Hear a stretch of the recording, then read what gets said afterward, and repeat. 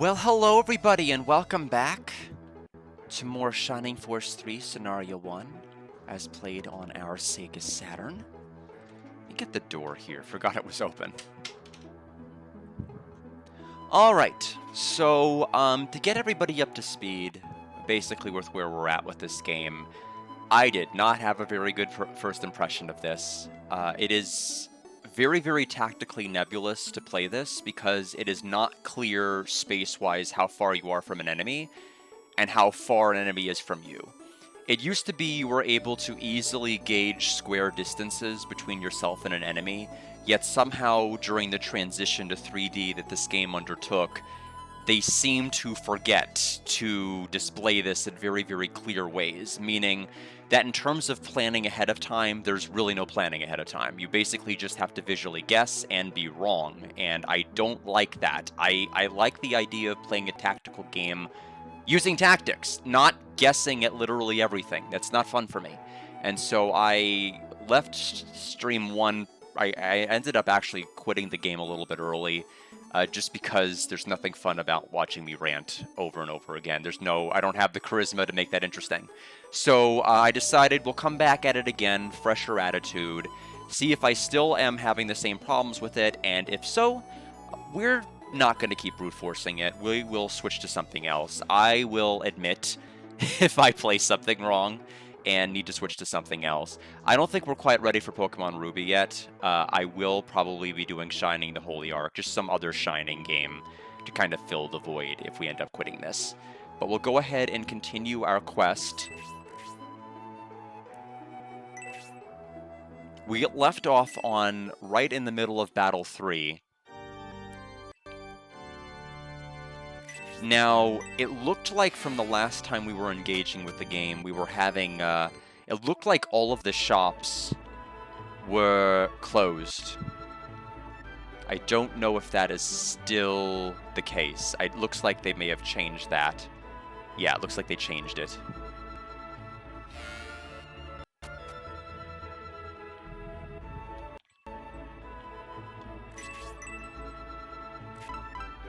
Boy, it is hard to line up the talking.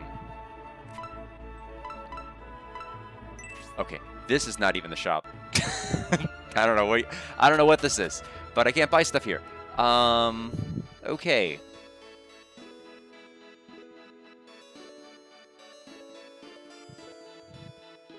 You look... No, this is the bar, isn't it? Yes, the bar. Or tavern, if you want to be fancy. This is not where I get much of anything. If we can shop anywhere, it's going to be in this district.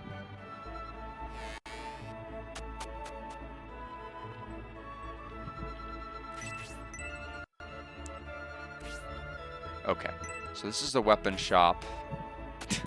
Literally finding every shop of the one we want. Pretty typical. We'll try this building here. That looks more promising. Okay. So we'll go ahead. Hayward needs... Because I remember in battle, we basically used the only one he had left. So we'll go ahead and try to pan out. Hopefully this is going to be an egress-safe map. The last one was not at all egress-safe. So we'll have to basically see where we're at with that.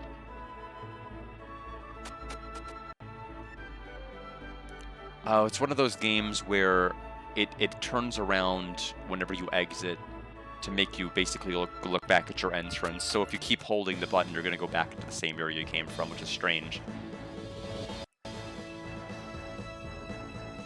Alright, so there's a bunch of rangers.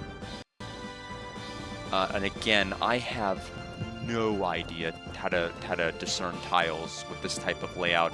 I don't know if they're going to be able to reach me or not, which is why this is kind of not a good game. We'll go ahead and use the land effect here.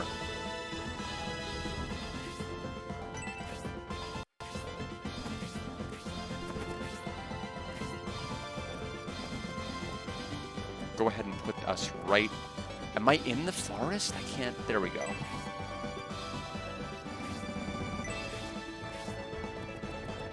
Hayward's gonna have to kind of back off.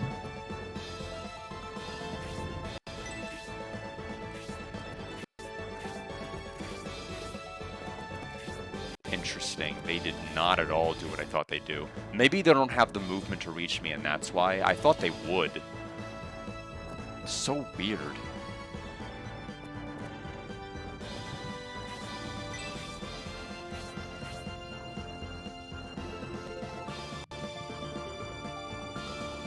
Okay.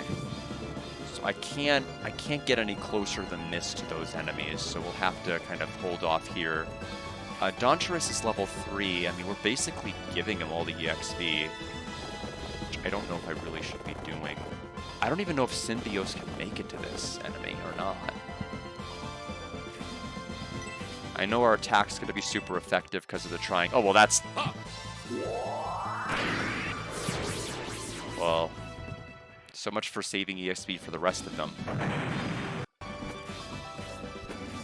And I wouldn't have been able to make it. We'll go ahead and go over here. Oh, not a problem at all. Hope you enjoy the gathering, Yukaru. Happy holiday, first of all. Yeah, I don't have any plans for today. Everything I did yesterday was with my sister, my nephew, and her husband. So we hung out. We set off some poppers in the backyard. Some of those confetti cannon little things. The small ones, not the huge ones that are going to take forever to clean off. But, oh, I don't know why I'm talking. You can't hear me. Let me type my response.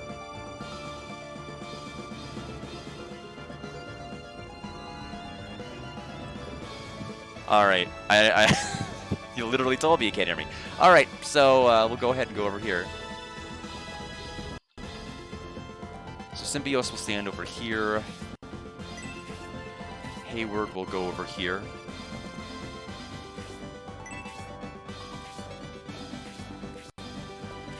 They're running away. And we'll go this way. So that's a priest. Oh, but they're running away with him. We'll go ahead and have, I guess, Mascarin. I mean, I guess we need to have her come up a little bit closer. Well, the rest of the enemies don't seem all that interested in fighting me. We'll stand over here since there's a land effect. Okay, the enemy has no land effect. They're going to take a lot of damage. They won't die unless we get a crit, though. Probably. Oh, okay. We're just going to keep getting critical hits. Or do we only get critical hits if we have the weapon triangle thing? Eh? What's this?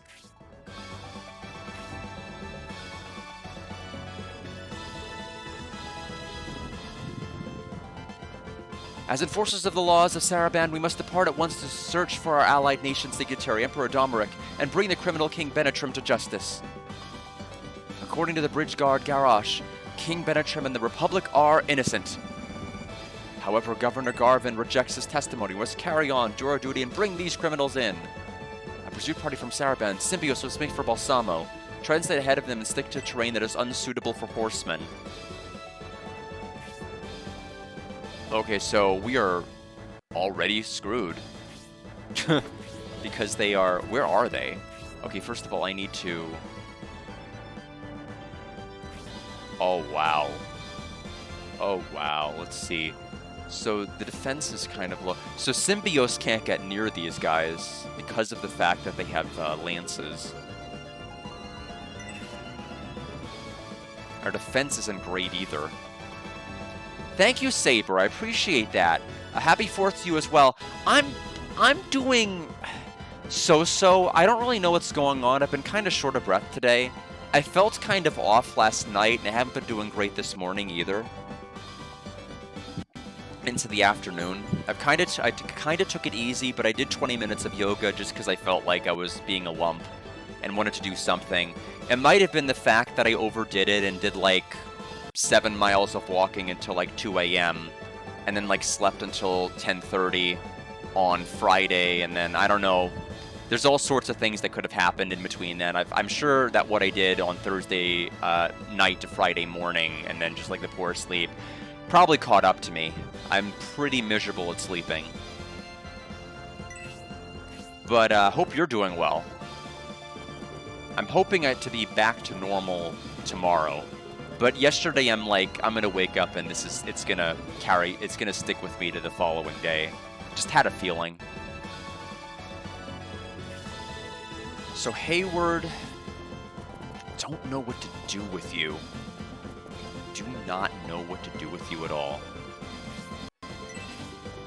Okay, so they're finally gonna take that. Yeah, I think things will be fine. I just, need to sleep well. I got only like 5 hours of sleep last night, and that was with me being tired. It took me 40 minutes to fall off, so I don't know. Hopefully I'll feel better. Glad to hear. Glad to hear. So Grace, we'll go ahead and put you over here. So is this, do they want me to just get to the other area, or, it's not a kill mission, it's like get to the other area mission? So this is gonna hurt. Yeah, doesn't matter if I'm in the forest or not, like, we're gonna get just bodied pretty hard. Ha! Symbios Benetrum, I'll be in Balsamo. If you want to save Emperor Domric, you'll have to come get him.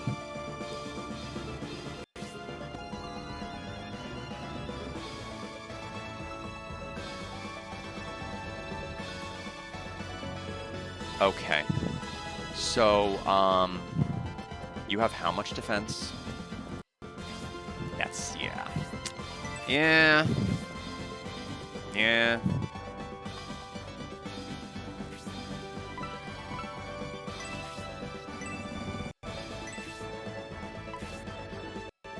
I mean, she's gonna be in miserable shape.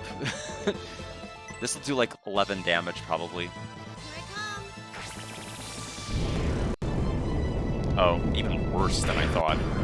Meaning Symbios is probably not even gonna kill them. Okay. Doncharis... Rough. So we are lined up.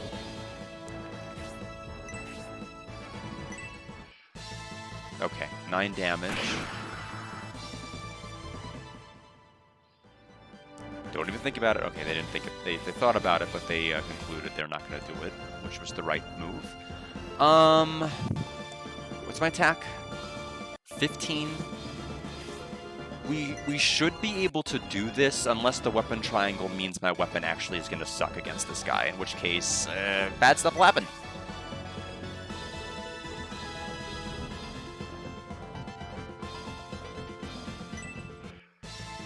Okay. It doesn't work in reverse, which is good. It's not like Fire Emblem where you'd get, like, some kind of massive evasion penalty or something stupid, which I can appreciate. I want to stand over here, and we want to go ahead and attack this, this guy over here. Not you. Actually, yes, you. I thought this was the one that had 6. I don't know if we're going to do enough. Hope we do. Okay, we did. Hayward is now level 2. 1 HP, attack 1. Do I get defense? Yes, I do.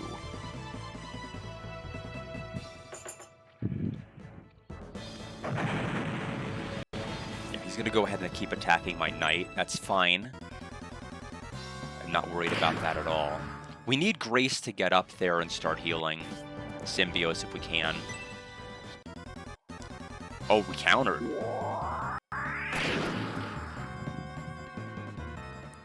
We did 12 damage to him with our counter, which is actually really good.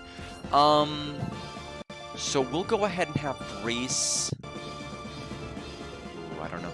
Well, maybe the terrain will make it to where the knight can't actually stand here. Might be wishful thinking, though. Mackenzel, thanks so much. So far, it's going well. I had to hover over to see what the badge was. Blossom badge. I have not heard of that. Yeah, so far, So far, we're doing a little bit better. It's still nebulous. It's still weird playing a tactics game where I can't quite plan what I'm doing because I can't quite parse out how many squares I am from an enemy and how many squares an enemy is from me. So I'm still pretty bummed out about that because I played 4 other Shining Force games where it was easy to figure out. It's not the fact that it's 3D and there's nothing that can be done. We played Guardian War in a 1994 3DO RPG, and I was still able to figure out what was going on, despite the fact that everybody was clowning on its graphics. At least I understood intrinsically how much movement I had, how much movement the enemy had, where everybody would end up. And so it's just weird playing a game that came out even later than that by several years that just doesn't really know how to show spaces very well. Anyway, Mascarin, 4080 XP. We can kill this one. We can kill this one right now if we really, really want to. Because, oh. Wait, which is the one we countered on? Is it you? Okay, you're the one we got to counter on. Never mind. Okay, so none of them have been damaged. Okay, I never saw that before. Ever.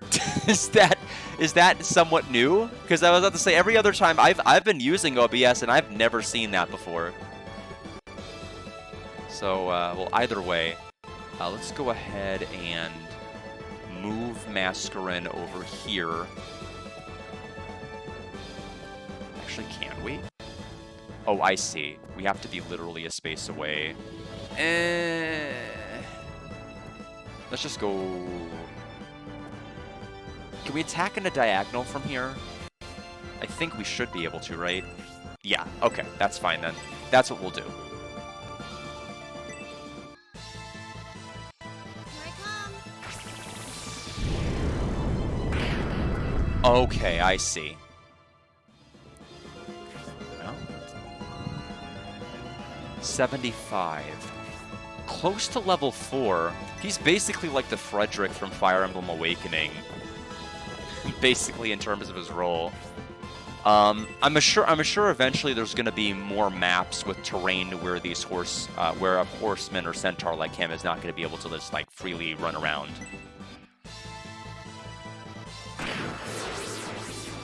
Wait, what was that? Partner with Mascarin?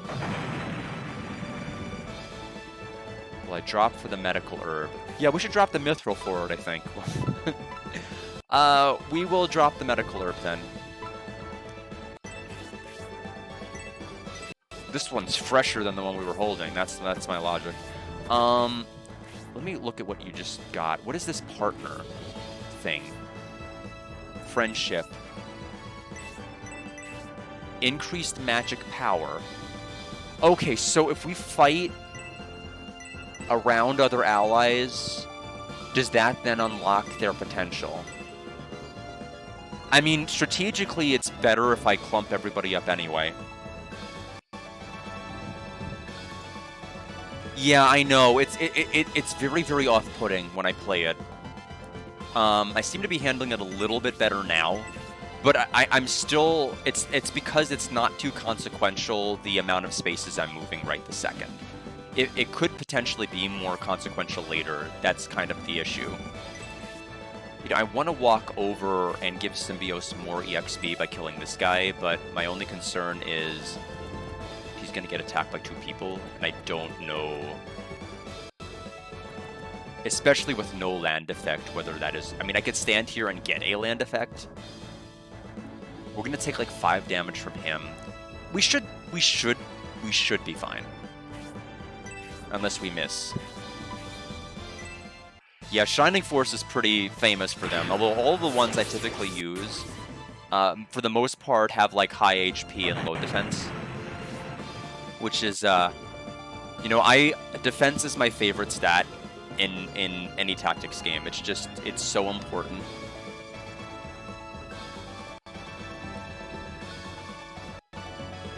Hayward...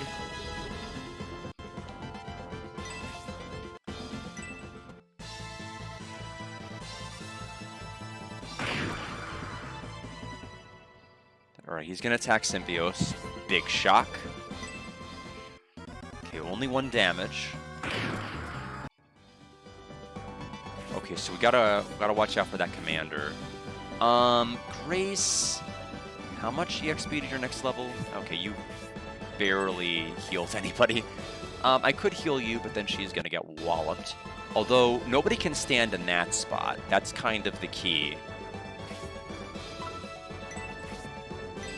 The fact that we got... Wait. Oh, I'm not... Oh, so the only way to take advantage of that is to stand in a spot where I'm gonna get... Okay, then I can't do that.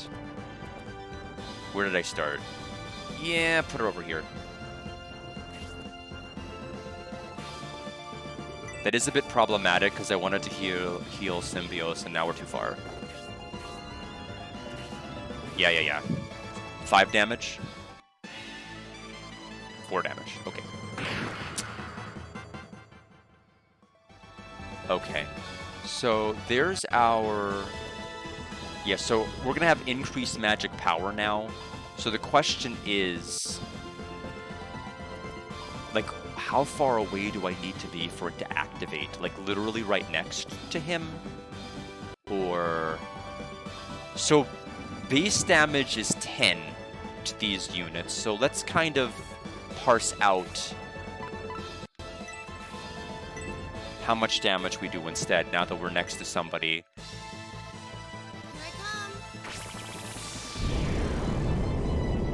It's still 10 damage. So is it increased magic power for him? What sense does that make? He has no magic weapon.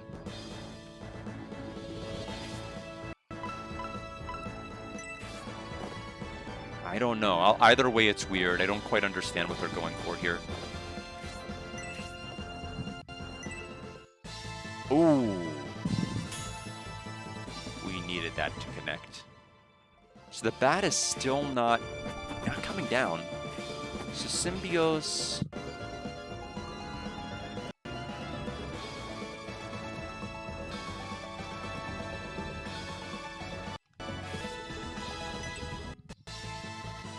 Eight damage for 80 XP. Hayward could get the kill here for some more EXP. I don't think that's terrible. He'll do 7. 8, actually, okay. That's right, he got that level. He got the level, I forgot. I forgot he got the level. Okay, so Grace needs to heal Symbios. So we'll heal by 9.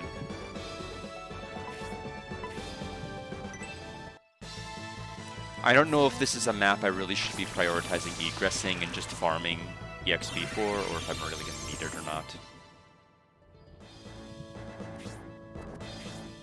Okay. I do want to take a look at the stats of the commander. 44 HP, 11 attack, 7 defense.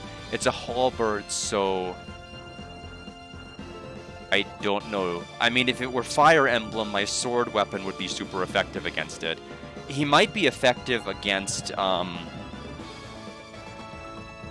horseman. Just gonna pour some water here for my tea.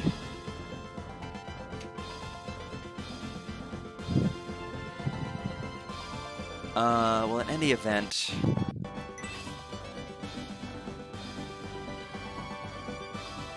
Oh, there's 2 bosses. This one has the power on. Does the guide here say what I need to do to win? Okay. So it looks like defeating this boss is the important thing to actually do here. It does have Tornado, but only 6 MP, so it may only be able to cast it 1 time. So we'll deal with this boss, and then we'll get to that boss. We'll deal with the one that's near the horseman. So, I guess for right now, stand over here. How much defense do you actually have? 8? He might do more damage because he has the axe, though.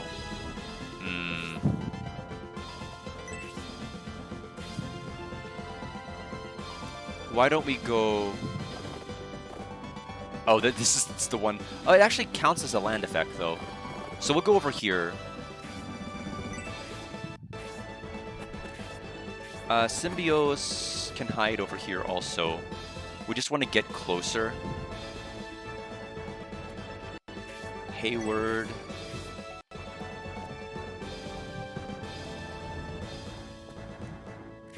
Okay, the commander's going right for him. Okay, 2 damage. Alright, Grace cannot get close enough to heal. We're going to go ahead and hide here.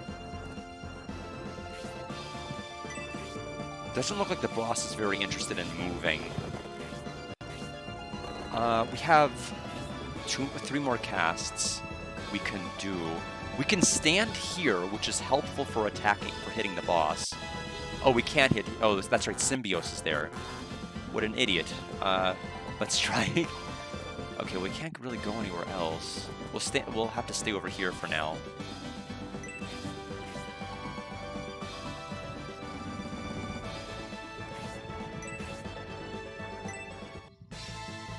Okay, 7 damage. Only 2 EXP.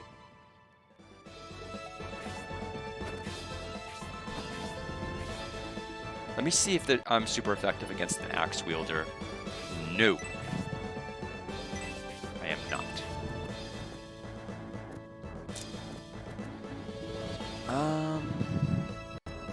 I could stand over here, but then the bat might get involved. Either way, it's going to be really, really tough to micromanage healing. But I want to have Hayward get closer. We need to have these guys start spreading out their damage. To other units. Okay, he's attacking Symbios. Oh, that weapon's super effective against Symbios too? So it's a spear. I mean, I guess a halberd does have that kind of property. I thought it was an axe. No wonder it was super effective. Well, that's a problem. Okay, I don't know what to do now. Okay, I'm still not close enough to be able to heal. We need to heal him. We have herbs on them, so we're fine in that regard. They can heal themselves. But that was not the interaction I thought was going to happen.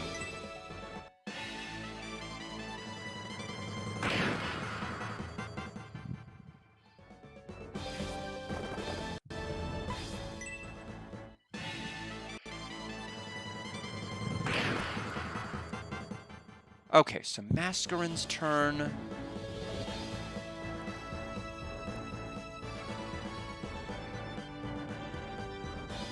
We'll go ahead and stand here.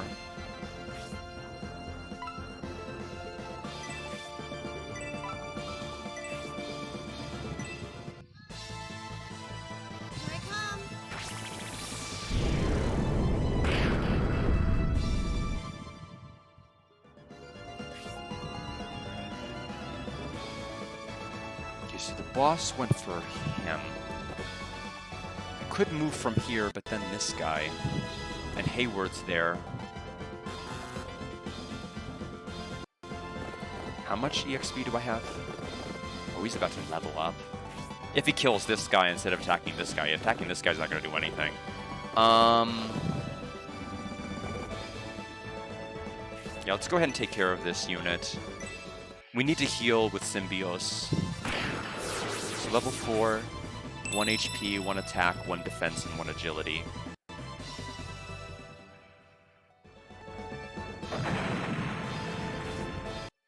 Okay, so Symbios' turn. How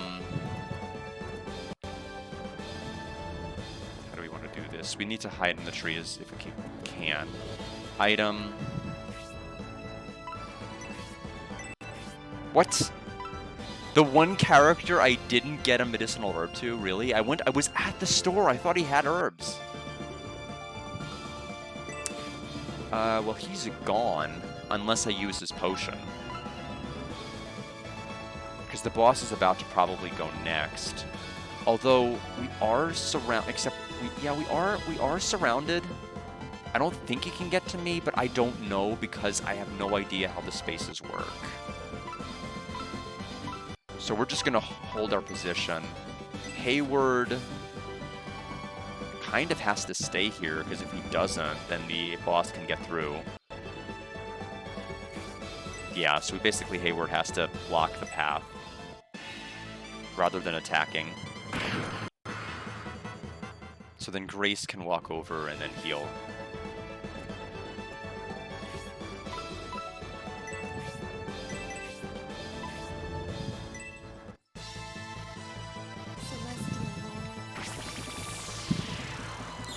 Something with Symbiose. Partner with Symbiose. Activated. Okay, 2 damage to Hayward. He's at 6 HP.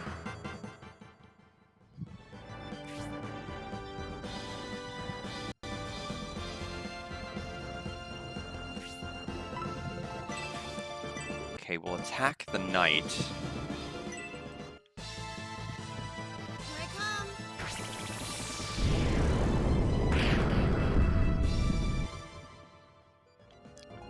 And then Dauntress can get the kill here.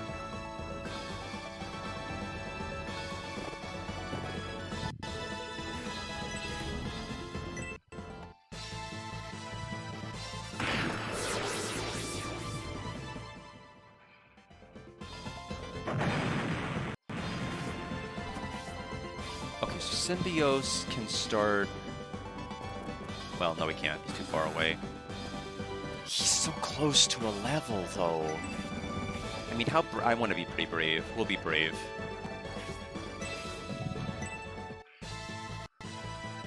Oh, that's right. We only get 2 EXP. Well, never forget my sacrifice.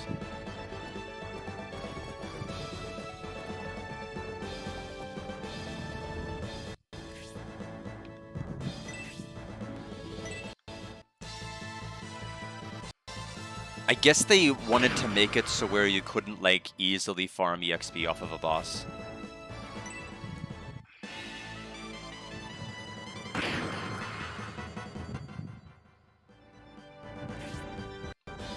Okay, what is your partner power with Symbiose? Increases attack power. Oh, her attack... Wait a minute.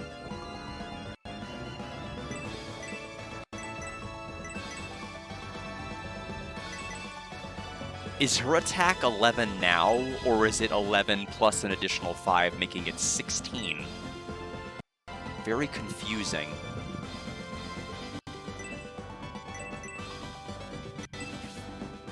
I'm assuming it's already in play. But I don't know. That is pretty strong. We have one more cast. We could choose who we heal, though. Wouldn't be bad to heal him. But...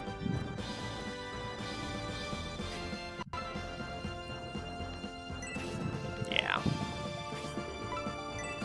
We'll just have to be careful with Symbiose.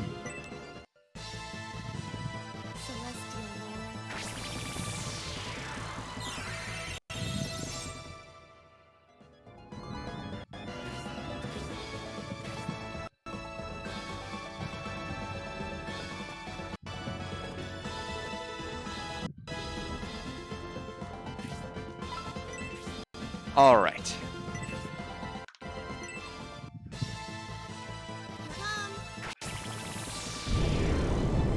Close to defeating him. Dauntress can get the... Actually, since he's in an area where he's going to get a land effect, isn't he? That's actually beneficial because that means he won't get the kill then, right?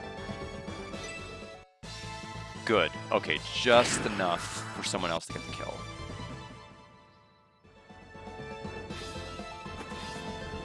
Okay, good. Symbios can level up off of him.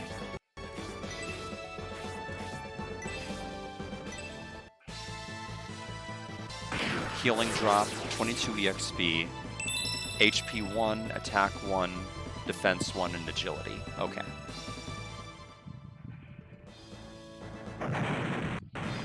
And then Hayward...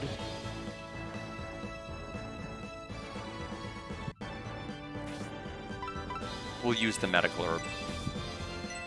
That's why we bought them.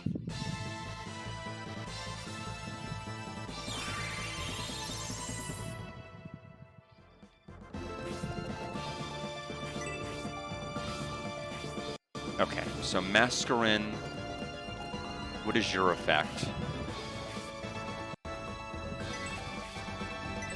Decreases chance of enemy critical. Okay.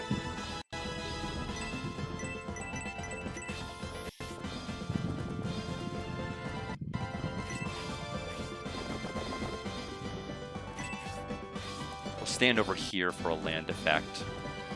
Okay, the bats should be... yeah. Okay. No poison, which is nice. We'll go ahead and have Hayward attack the bat and hope we don't miss. This should insta-kill it if it works. Yeah.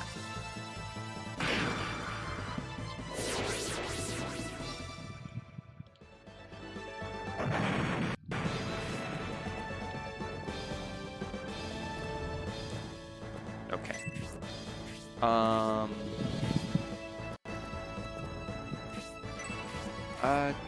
Yes, no? Yes. Awkward, but yes. We can hit the bat, question mark.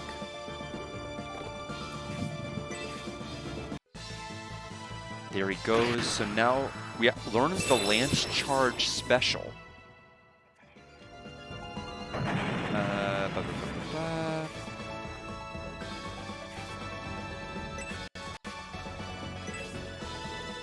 Specials. Hold on.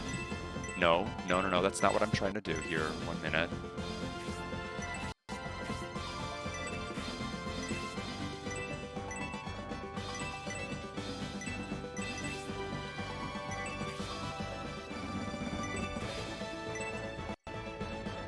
I don't understand how to actually check it. So my weapon level for a lance is 1. What do I do? I mean, is that... I mean, it implies it can be raised. What is a special and how do I use it?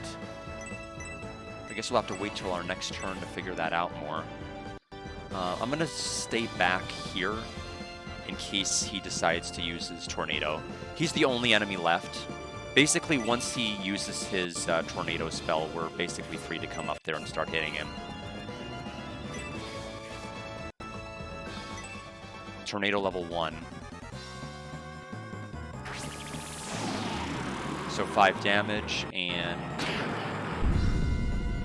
that's the only cast he can use, or no? Oh, we can cast it 2 more times.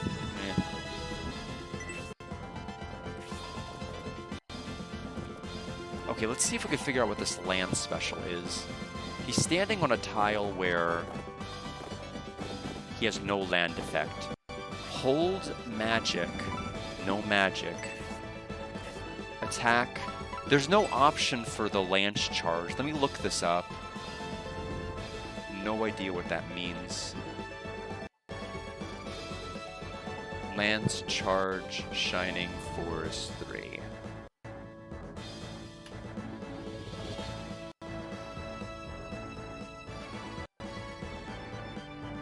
Who can use it? Knights and Paladins, only if they're equipped with a lance. When the attack triggers, the character charges forward. So is this like a Fire Emblem like Luna or Soul attack that has a certain percentage chance of just activating randomly?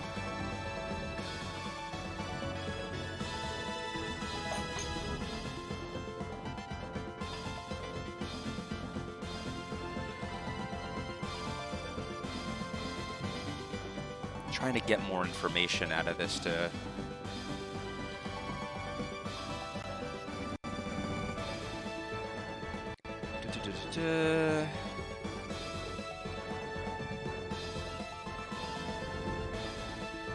Skill.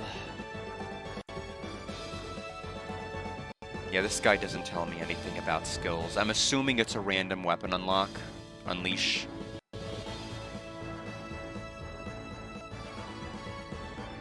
Can't find out any information. Running Wild Vidya, how you doing? I am trying to look up what the skill is. I'm assuming it's a random activation chance, but I can't get any info out of it online.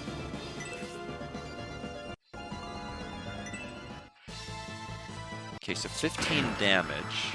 Pretty good. You can go ahead and have Symbiose attack. 11.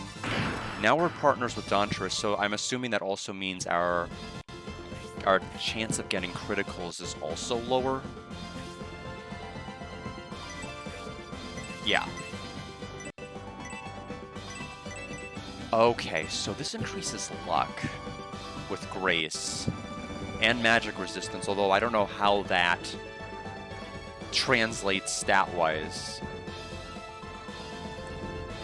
Oh, you've been playing Sega CD Lunar 2. That is the best one. That is hands down the best one. That's the game that made me love Lunar 2.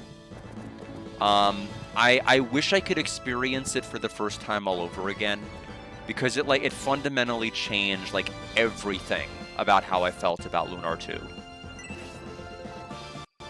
Yeah, Borrigan's not a pushover like he is on the Eternal Blue Complete version. There's a lot of genuine strategy you've got to employ in that fight to get anywhere.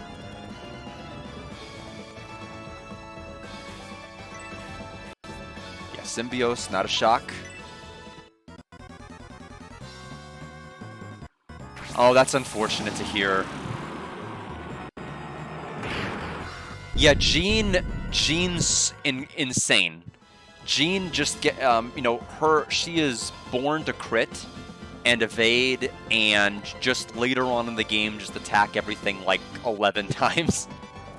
Once you get the engine going with like some of the crests, it's glorious. It's just it's so fun to the point where she can like solo bosses. Oh, so it finally has? That's good. So, how far are you in Lunar 2 Eternal Blue? So Lynch Charge activated. Got an antidote, which we will immediately throw on the ground. Okay. We will drop the antidote, I guess. We're gonna give it up.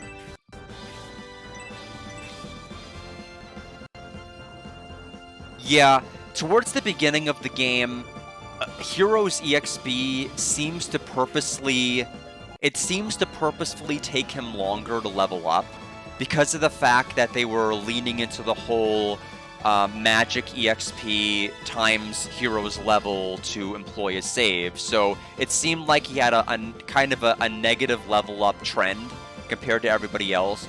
And then later on in the game, he started to like gain levels faster.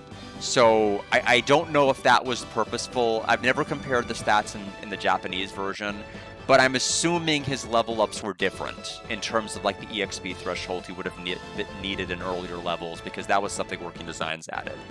Let me see why automodded AF. Oh my goodness. My goodness, I can't believe AF is not allowable.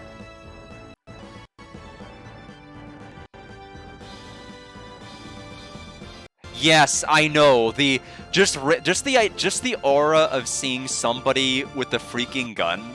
Because I'm like at first I'm like, oh, it's Galleon, and then he brought out the gun, and I'm like, okay, never mind. I still think I have that clip up there on my Twitch channel somewhere. That was quite a fight you put up, Symbiose. Well, General Varland. We thought you went north with General Tybalt to battle the Imperial Army. Fierce fighting against the Empire continues, and they are moving north as we speak. General Tybalt ordered me to come here and assist King Benetrem in his escape. However, it seems my help isn't needed. Not so. There are Imperial ships near Saraband with soldiers aboard. Sooner or later they will come ashore.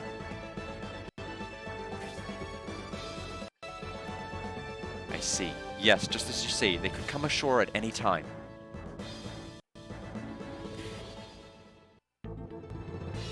But yeah, that was one of the most memorable fights. The one you're talking about, the bounty hunter boss on the mountain, was by far like a huge wake up. He paralyzes 4 of your characters, and you're at first you're like, is this a scripted fight? Am I meant to die? Like, what's going on?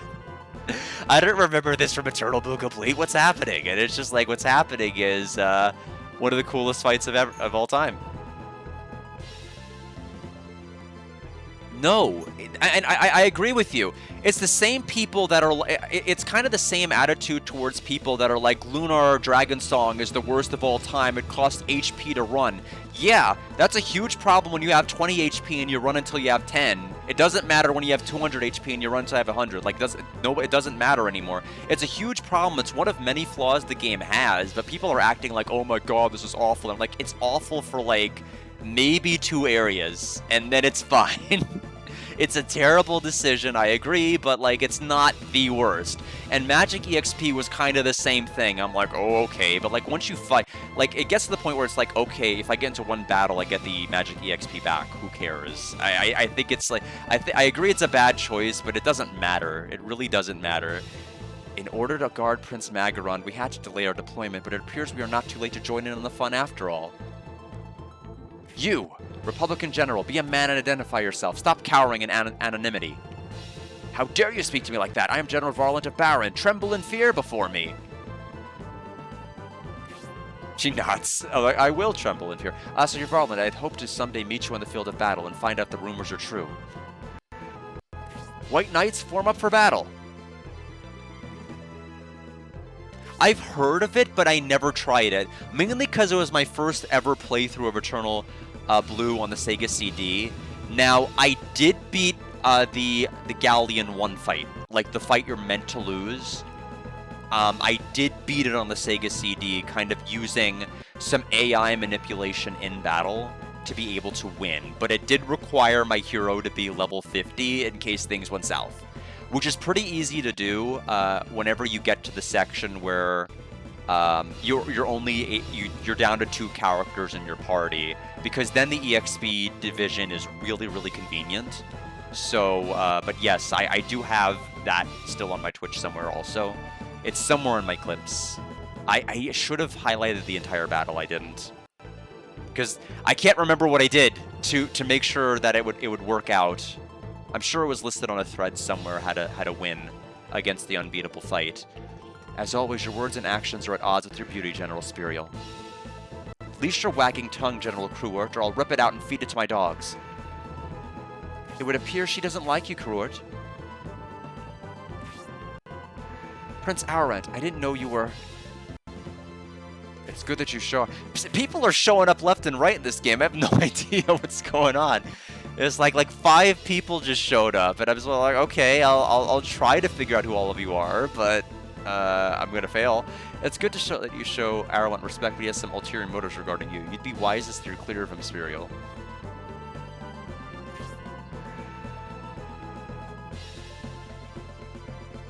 How could you speak that way about your dear little brother, Magaron? I thought your troops were to have already departed, Spiriel. We have a spot, and then Wilson from House is like, I too am in this episode, and then the whole party's here. It's pretty crazy. It is basically a high school reunion. They're just reuniting on the battlefield. Like, remember that time we weren't on the battlefield? Good times. We have a small problem in the form of a force from the Republic, Prince Magaron. Yes, indeed. I see, Spiriel. You prefer to crush the Republic over searching for my father, eh? Isn't he a little old to be attending a high school reunion with you? I suppose that is acceptable. I assume they will not delay you very long.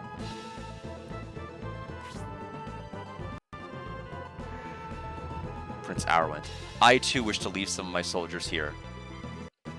What? How dare you, Cruort? Are you implying something? I accidentally hit the A button too quickly. No, you misunderstand me, Spiriel. If you dispatch your battalion to the north, I shall send mine west, just in case they try to surprise us. Goodness, this game is chatty.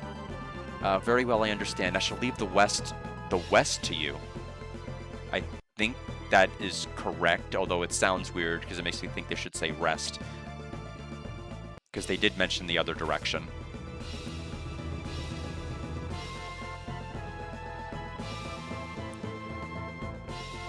All right then, brother Spiriel, I'll go ahead and depart.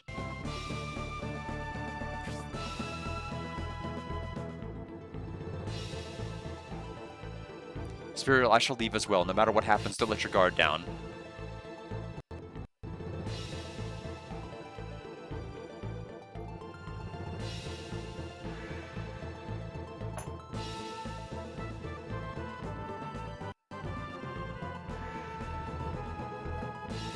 Here we are, General Varland, on even turf. Now we shall both get our wish. Now's our chance, Symbios. Take care of King Benetrim.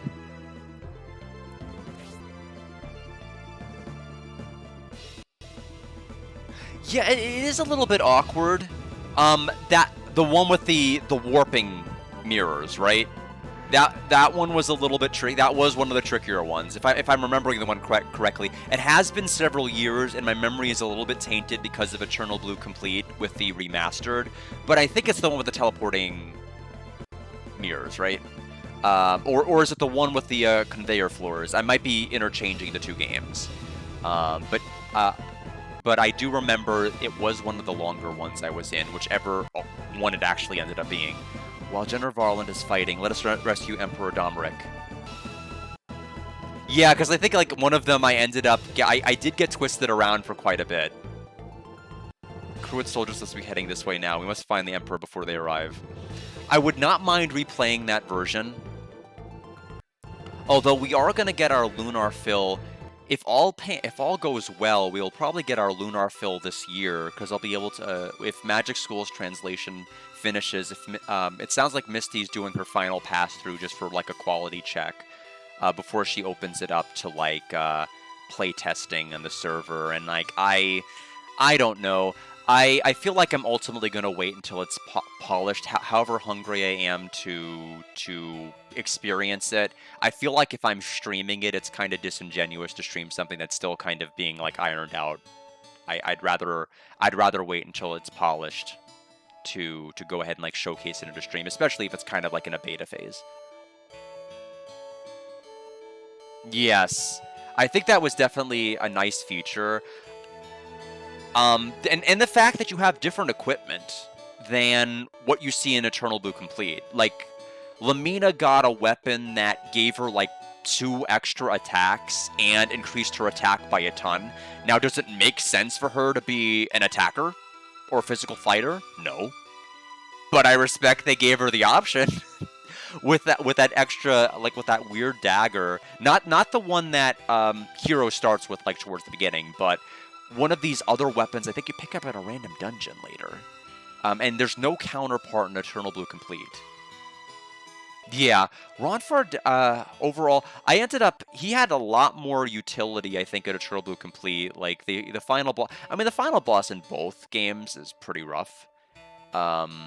Just in terms of time, you know, commitment and everything else. But Sega CD...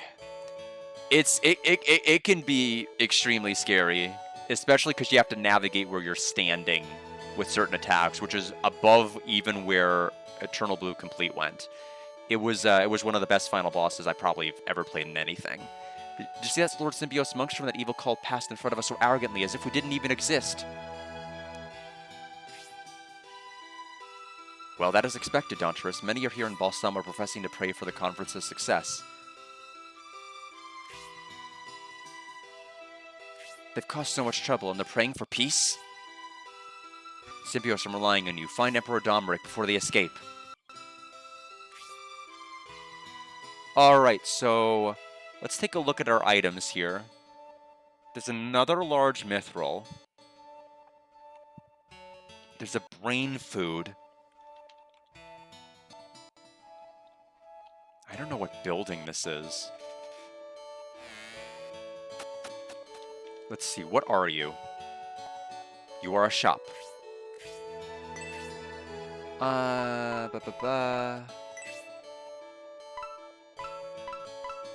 We can give another one to Hayward, I suppose. Yes! Oh my gosh, the amount of animations they give her, like for her punching, is great. I never really fully got over the fact that Eternal Blue Complete, like, didn't keep the victory animations. Like, Eternal Blue on the Sega CD, at the end of battle, all of your characters have a victory animation. In the complete version, they don't. In Sega CD, they do. It's kind of weird. I don't understand why they made that choice to just omit it fully. Anyway, I'm gonna hydrate everybody. I shall return shortly to go ahead and try to find all of these items the game is telling me about.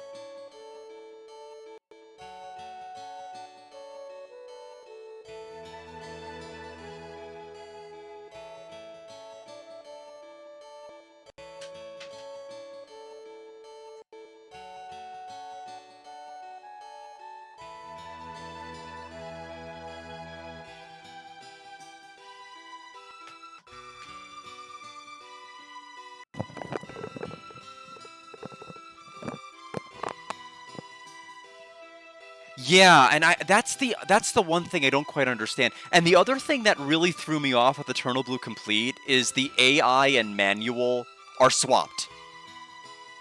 Eternal Blue Complete swaps like the placement from every other version. The Sega CD version has the AI match everything else, but the Complete version swaps the placement. There were so many times that screwed me up when I played the remaster because the AI option used to be on one side, and I kept accidentally selecting it, and I almost lost the final fight because I accidentally AI'd with all my characters. Weird decision. To be the only game in the entire series to swap the placement. Even Lunar Legend had it in the right spot. I don't understand. Anyway, this is the item shop. Is there an item in the item shop? Does not look like it. Wait a minute. There were two people in there. Is there another person? Is there another shop in here? Is there like a weapon shop? I would hope so. Okay. You. Do you have deals? You have no deals. Okay, so we have Steel Sword. Critical +4. Ooh, Spear. Yes, we need that. Small Wand. Critical +4. What's its attack power? So his attack goes up by 1.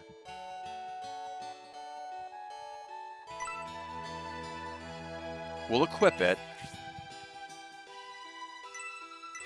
Yeah, we'll sell the wooden arrow.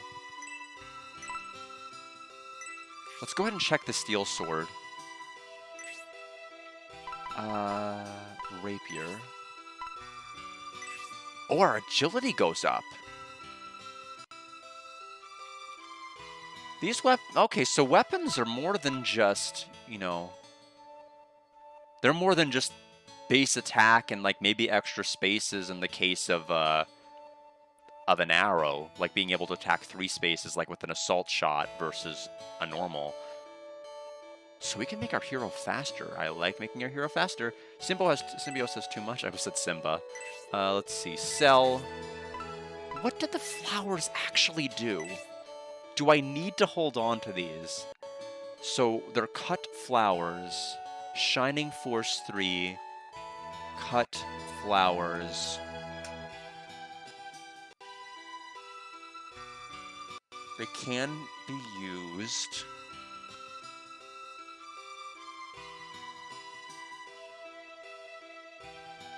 They serve a use in Scenario 3. Of course they do! Alright, well. At about. Well, in any event, I am going to have to give the inventory space. Unfortunately, even jumping to the next generation of consoles, inventory management in Shining Force is still terrible. That's something that's been pretty consistent across all versions of the game. Do I want to keep it on Symbios? I might want to keep it on Symbios. All in all, though, I've got to get rid of something. We'll have to get rid of our antidote.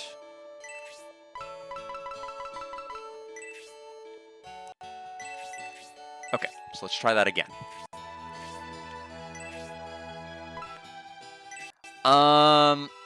You can. So they don't expect you to, but there's stuff if you do. So yes, yes you gotta.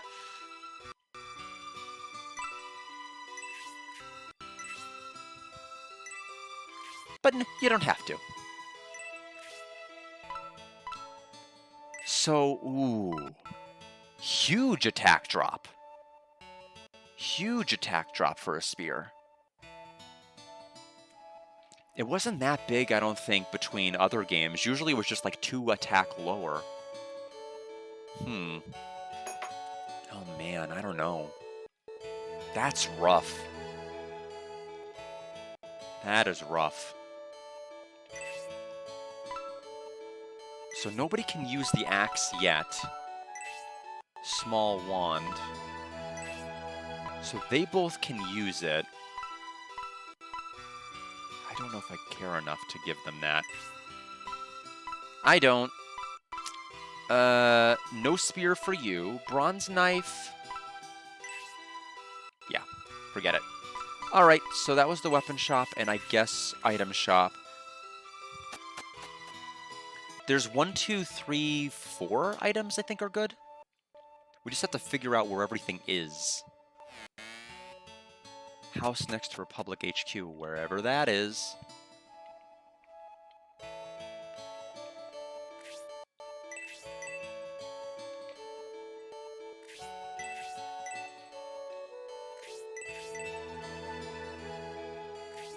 Have I played Golden Sun? Yes. Although it has been a while. Golden Sun 1 I actually streamed within the last several years. The Lost Age, it has been a while. A good long while since I played The Lost Age. And I played, as I like to call it, Dark Yawn. Because it was kind of boring. But I played that one too. The one that teased a sequel, heavily baited it at the end, and then never gave us one because Nintendo's like, make golf, make tennis, and don't make Golden Sun. So that's the sad story. But welcome also, Arc Brigade. Oh, it has haggles as well. First class fare to depart from Arrowhead and destroy the ride from Dystonia to Aspia. So I don't think this place is gonna have any items in it. Wall between Toby's home. Toby who? Toby Fox? Is he gonna Delta ruin my life in this game too? Let's see. Dusty Village Bandit. Sheriff is the leader of the bandits. Only Riffraff live in Dusty Village, and visitors are in danger of being robbed. Yeah, I don't know. I don't know how patient I am to haggle in this game, quite honestly. But that's cool that it has a mechanic like that. I don't remember how haggling in Golden Sun works. It's certainly not a mechanic I remember well. Is this the HQ? In a shelf in the house next to Republic HQ. Wall between Toby's home and the Imperial HQ. This looks suspicious. But it's not. It's normal! Oh man. The problem is it's one of those nebulous games where it's not quite clear where you can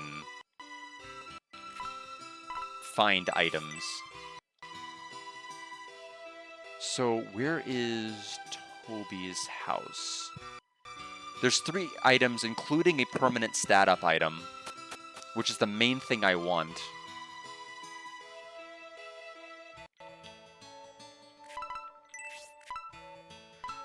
Search the wall between Toby's home and the Imperial headquarters for a brain food, which I don't know what that does, but it sounds like it'll increase stats. It might increase MP.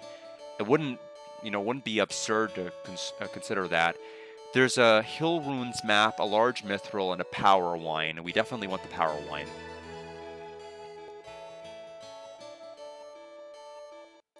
Objective is the inn to the northeast. So let's not go to the inn to the northeast. So basically every other room in this area is fine, other than there. We do need to find the church so we can lock in our progress, though.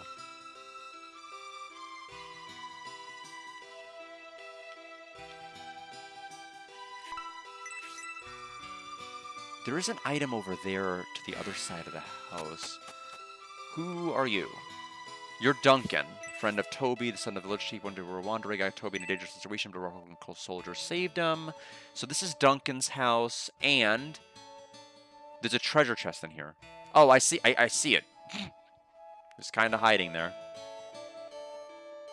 Dwarf Hill map. What does that do?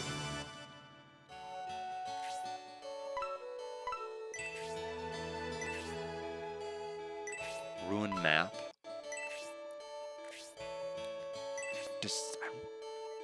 I don't know what that means. I'll have to, another thing I'm going to have to go online and search to try to figure out. So, rune map. Even with 2 extra inventory slots, it's miserable to try to manage all these items. Rune map, Shining Force 3 Dwarf. Did it say it was Dwarf? Know how these items work. If you drop a runes map after any battle where the runes are, can you still enter the runes? No. How do they work?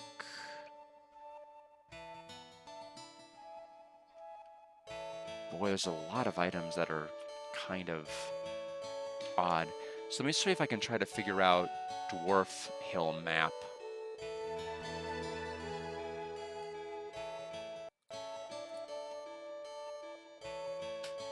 Shining Force 3. I'd appreciate that, yeah, because that's basically what I'm stopping to do right now, is try to figure out how this works.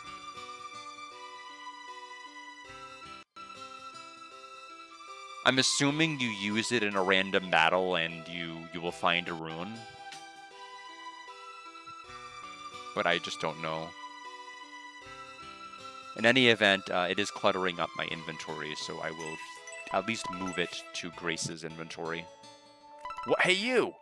What are you doing? You enter my house without asking, go through my stuff. What else are you going to do? That door leads to my garden, but I just planted a bunch of plants. You can't go out there. So could I have only gotten back there if I didn't root through his stuff? Let me see. Wait, what happened to... Wait, what happened to my, I just had the walkthrough up. It's gone. Why is the walkthrough gone? It's not even in my history. What the heck? I just had it open.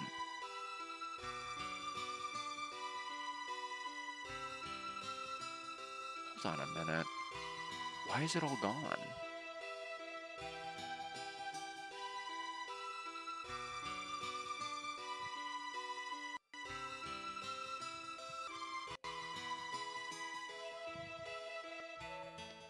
Hold on. I accidentally hit something on my computer, and now it's trying to get me to log into Microsoft, and I'm not trying to do that. I'm trying to figure out how... Okay, there's the Scenario 1 walkthrough again, so I don't know how I got closed out of that. Okay, it doesn't look like there's an item. Okay. All I have to do is keep it. I see. Okay, so that was the one item. Wall behind the grave closest to the church. This looks like a church. Let's go here and save immediately.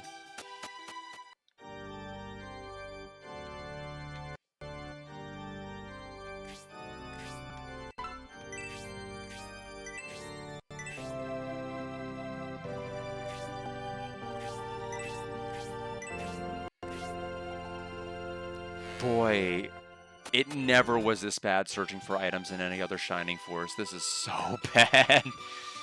This is just so miserable finding things. What constitutes a grave? They're telling me to search at a grave near the back of the church. Where in the world is there a grave? Are these graves?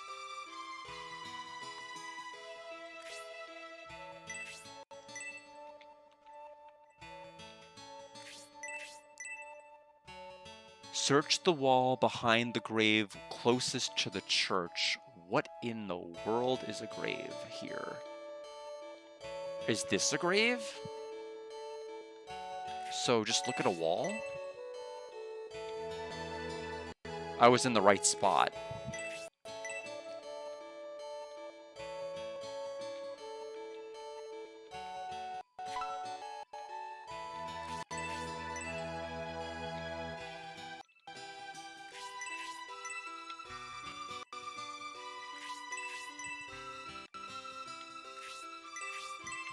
Do they mean this wall?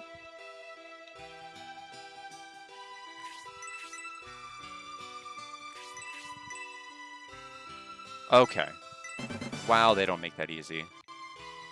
I think that should have counted, quite frankly. Alright, so... I'm only trying to find the items that I'm like, ooh, I care about this. If it's like 10 gold, I'm not going to bother.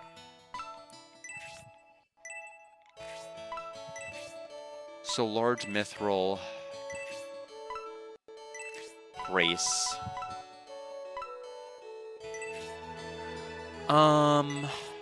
Brain food. Toby, so, in the treasure chest on the first floor of the inn. So the inn is where we need to go to continue. Where is Toby's house? Are you a Toby? Dusty Village is located north of Sour's Band and serves as the bandits' base. Now that the stupid war has begun, I guess the bandits will be acting up. It'll be dangerous here again. Are you a Toby? Wall between Toby's home and Imperial HQ. Are you a Toby?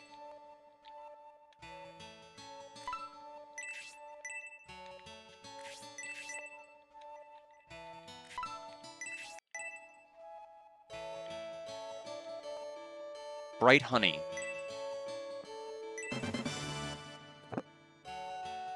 This isn't even on the... This isn't even on the list. What in the world is this? This isn't even an item on here. Yeah, it's like playing Xenogears all over again. It's like I miss the Dragon Quest days. It's like I can walk into an area, see an item symbol and know it's an item shop, a sword and know it's a weapon shop. The beauty of playing a lot of these games, even as they transition to 3D, is I can walk into a town and know what 60% of the buildings are, without even having to step foot inside.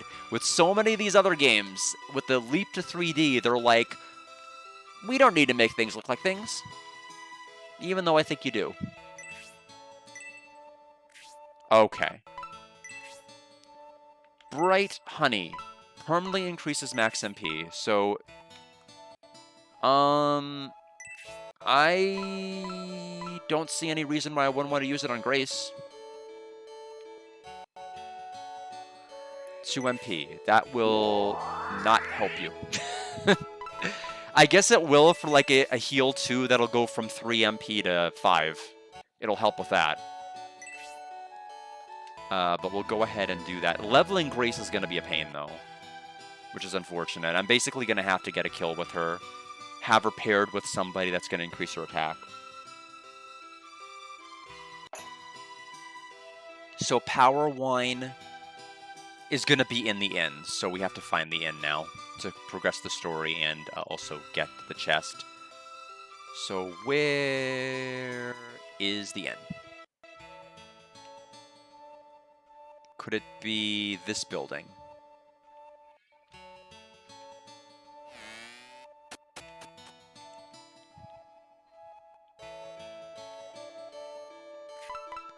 For the conference, many headquarters were constructed. Now that it has failed, it seems all of our work was for nothing. You can use the deserted headquarters to the southwest, but please don't start a war.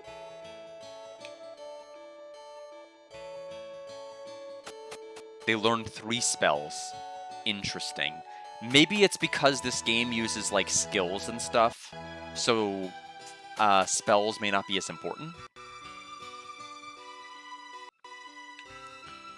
Okay, what is the inn? Yeah, okay, that makes sense. Is this the inn? Where's our treasure chest? This looks like an inn. So, according to the Power Wine is a treasure chest on the first floor of the inn. I don't see one anywhere. Unless it's hiding behind the counter. This is the first floor.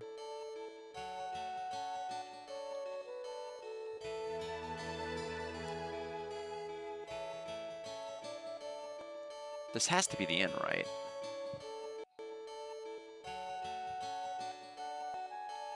Knight, I'm very sorry. Right now we have no vacancies, so where's the treasure chest? Oh.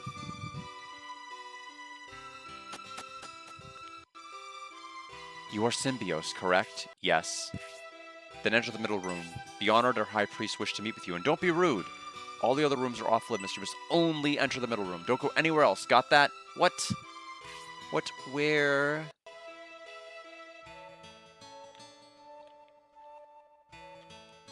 I'm gonna be really disrespectful. We got a Power Wine.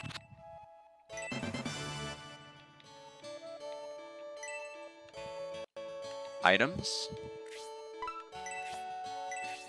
Permanently increases attack. Yeah. 3 attack, not bad. You have no reason to go past this point. This is only a dead end. Oh, come on. I keep thinking I have to press again. Quit stalling and go to the middle room.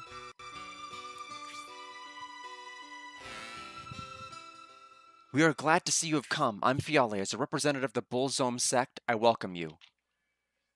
Welcome us, strange. We got the impression that our presence was irritating you. Your reputation has spread throughout the Republic, Sir Dauntress. You're a true warrior. How long can you continue the charade? Well, such a provocative statement. You are a high priest, Desherin. You must exercise more restraint. Please pardon us visitors from Aspinia. Let me introduce myself. I am Basanda, one of the 4 high priests of Bullzome. I am Goriante of the Wind, also a high priest. It is my pleasure to meet you. I hope you weren't mistreated by the other Bullzome monks, King Benetrim. Thank you for your kindness, High Priest Goriate. The Bullzome sect has been very considerate. The Buzzwole sect, yes, the Pokemon have come. We heard the peace conference ended in chaos due to the abduction. I don't know what to think or say. We've had no luck finding Emperor Domric. We must find him and waste no time doing so.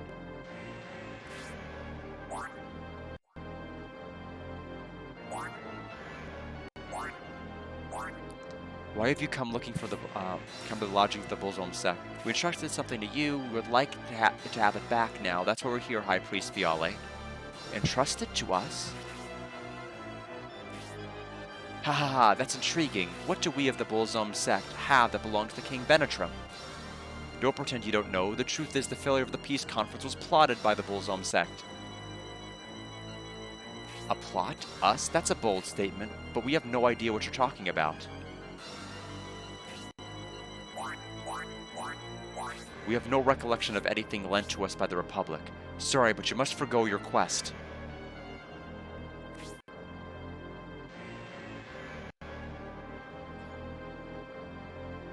What do you think you were doing, Dantaris?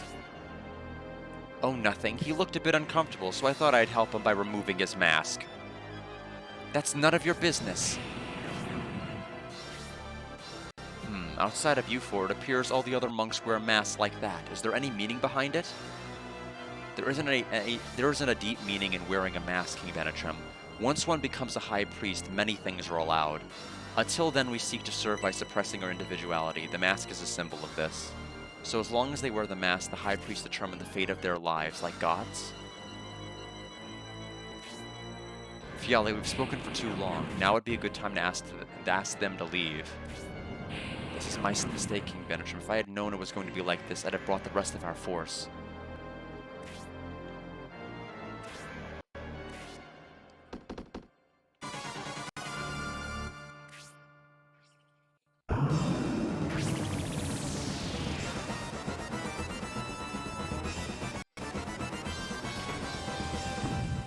Wait, Symbios, Dantares! Look around. It would not be wise to challenge them. Boy, oh boy, this is Sakuraba's worst OST I've ever heard. Like, all of the other Shining Force games were really, really good with their soundtrack, but I don't know if it's the Saturn sound chip or if it's just the compositions themselves, but I don't like any of them in this game, which is odd. I normally find a lot of his soundtrack to be memorable in a lot of the games, but I'm not enjoying, I mean, especially because we're hearing that, like, I don't know, ominous music a lot, and it's not good. Every Bullzone monk will attack us simultaneously if we provoke them. It'd be better for us to leave now. Alright then, I guess that's what we'll do.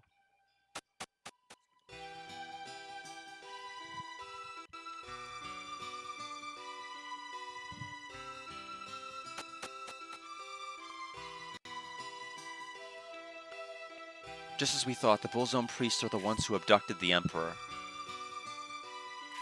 Let's hurry back to headquarters. We'll come back with everyone. By everyone, do you mean us? Yeah, no, the music, don't get me wrong. I'm specifically saying this game. This game specifically. The other 4 Shining Forces I've played have been wonderful with their OST. This is this seems to be bottom in terms of everything. I think 2 had a couple of tracks, but I think 1, Haya, and Gaiden were kind of exceptional with their soundtracks. Maskern wouldn't stop making a fuss, so he came out here.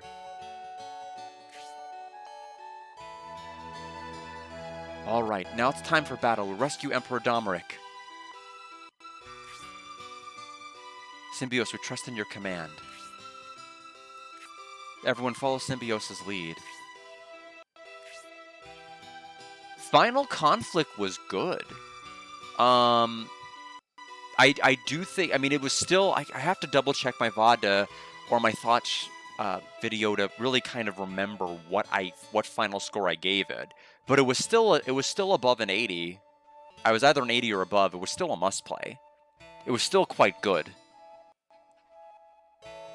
This seems to be the only game that's not. Not only is it not a must-play, but I can't even give it a solid recommendation. It definitely seems to... It doesn't even feel like I'm playing Shining Force. I don't know what the hell I'm playing, but it's so awkward and weird. It's so chatty. Like, they're introducing, like, 20 billion people. Do we really need to talk this much? Like, 20 billion people have spoken, and I feel like nothing has happened despite 20 billion people speaking. And it's just like, mechanically, this feels so strange. Like, I'm almost at the point where I'm like, I'm just gonna start mashing through text pretty soon, I think. I really do not care about any of this. I can't believe, like, going through town and doing all of this took this long. Yeah, I mean, I guess so. I mean, I don't even know how interested I'm doing in the side content. I don't think it's really gonna add a whole lot to my my thoughts on this, I would think. I mean, the main story is chatty enough. You don't think you can pass through here, do you, Republican scum? I won't allow it. Your deaths will serve as our early celebration of the Empire's inevitable conquest of the Republic. Are you gonna kill us then? I don't know. I guess he's not gonna kill us. They told us to retreat. I guess we can't.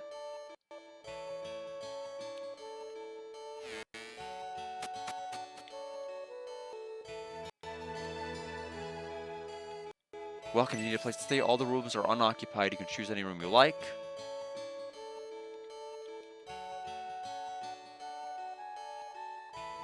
Oh, we're not done with scenes yet. Of course we're not. The measure of a good game. What's going on? There were so many Bullzone monks here. How could they all vanish so quickly? Symbios, let's go inspect the second floor. You know, the floor we already looted. What? I don't understand. Okay.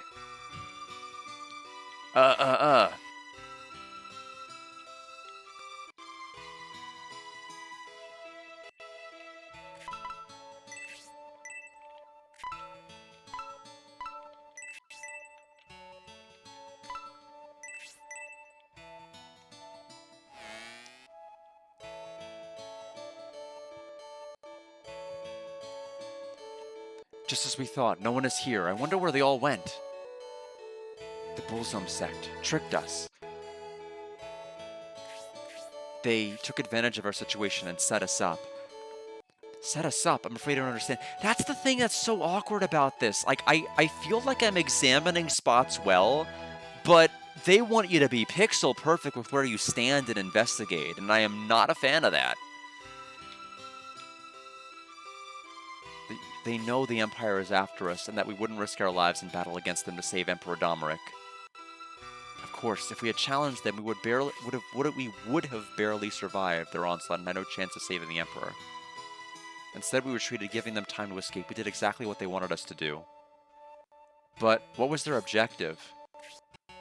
In order for them to move the Emperor, the Empire's attention had to be diverted. We are their decoy. Incredible, you were brilliant, King Benetrim. You saw right through everything.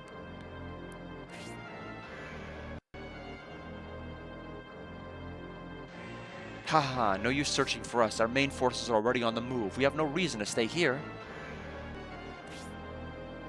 You would chase after us? Give it up. Soon the Imperial Army will arrive. All of you are trapped like rats.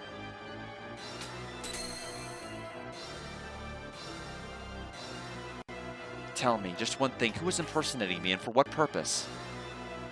It was I, Fiale. It was part of our plot to ruin the peace conference between the Republic and the Empire. With the conference's failure, the abduction, and you as our decoy, everything is going to plan. They ruined Mithril? Really? Oh, wow. Wow, that used to be... I mean, Shining Force 2 was the best in terms of its Mithril use. Just all of the fun options that were available. Even though collecting it was kind of cumbersome.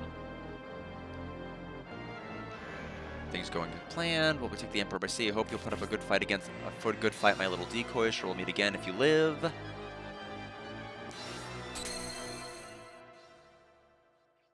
What are we going to do, King Benetrim? If the priest's words are true, our lives are in grave danger. There's no reason for them to lie now, but we're not out of options. There has to be something we can do. We can't devise a strategy until we... Yeah.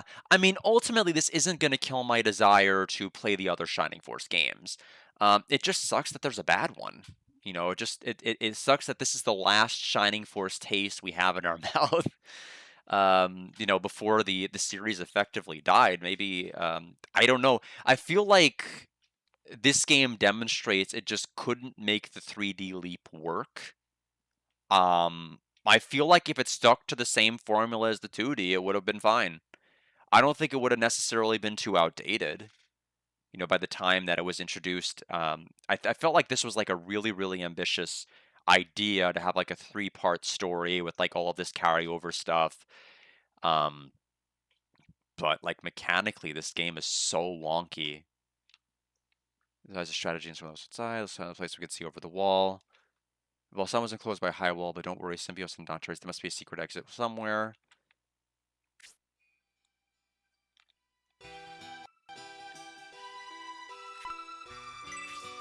Okay, so explore the dead end.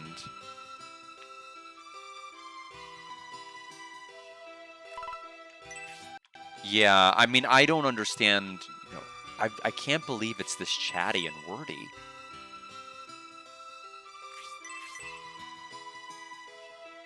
Ah, hello. Uh, uh, uh.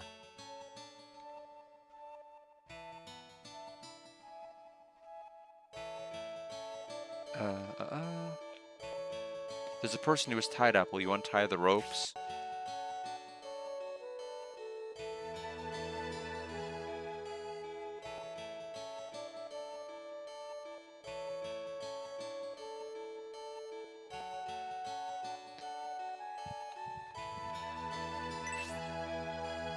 Yeah, I mean, but I mean, unfortunately, what's inflating the hours aren't good things.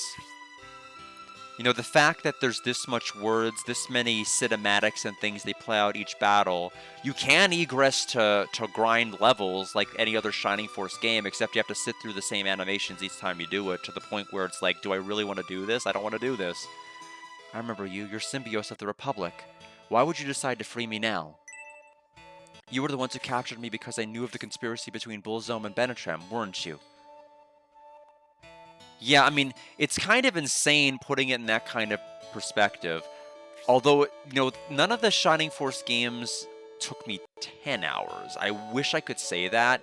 They took me more like 16, usually on average, to kind of get through everything. But the idea that I can beat like 2 better Shining Force games in the time it would take me to beat this, yeah. I mean, that makes it more tantalizing to play something else, doesn't it? Does Benetram's plan scare you? Is that why you've decided to free me? I saw you use the peace conference as your chance to abduct the Emperor. I cannot condone such an act. I would thank you for helping me, but next time we meet we'll be enemies. The Republican army will be destroyed. Okie dokie.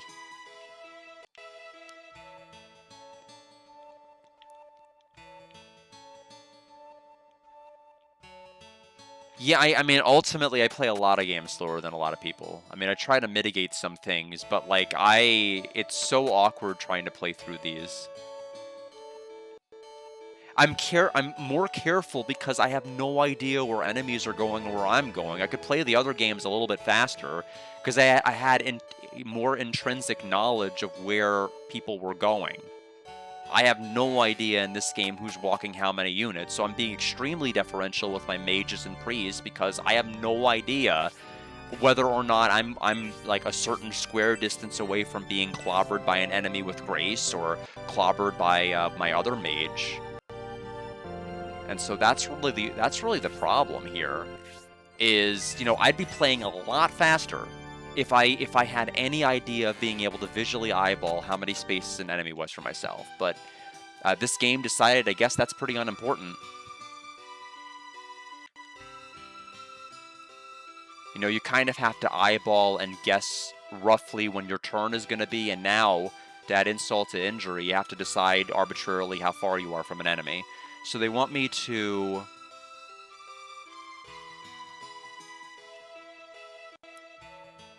Toby's house and climb the stairs.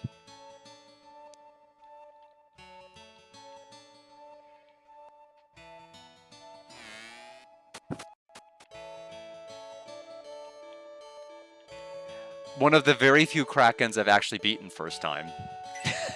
I will say most other Krakens will get me. The Vartland army is struggling. I don't think we can count on them. You are our axe wielder. There, another one was just defeated. The Spirial army is as powerful as they're said to be, King Benetram. So, we finally found you. You're Albright from the Proton army. Why are you here? As my senses clear, Toby told me of the town's closure and your plight. I rushed here hoping to spot you. I knew once you heard of the closure you'd try to assess the situation. No better place to do that than here. This must mean you have decided to help us escape through Duncan's secret passage to Dwarf Hill. I commend your decision, Albright. I didn't think anyone else knew about the secret passage to Dwarf Hill. You're called the wisest general for a reason, King Benetram. How does King Benetrim figure these things out? I'm amazed. I've been separated from the Proton army, but I'm still loyal to the Republic. Please allow me to join your force. He joined. Let's head to Duncan's house. Toby should already be there. God, there's 20 billion story triggers to do in town. I can't believe there's this many. Alright, what do you even have? He's level 3. 16 attack, 10 defense.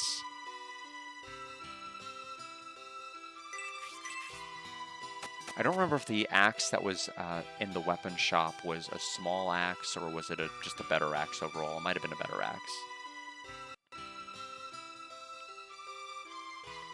I think I have like one more map in me and then we're like...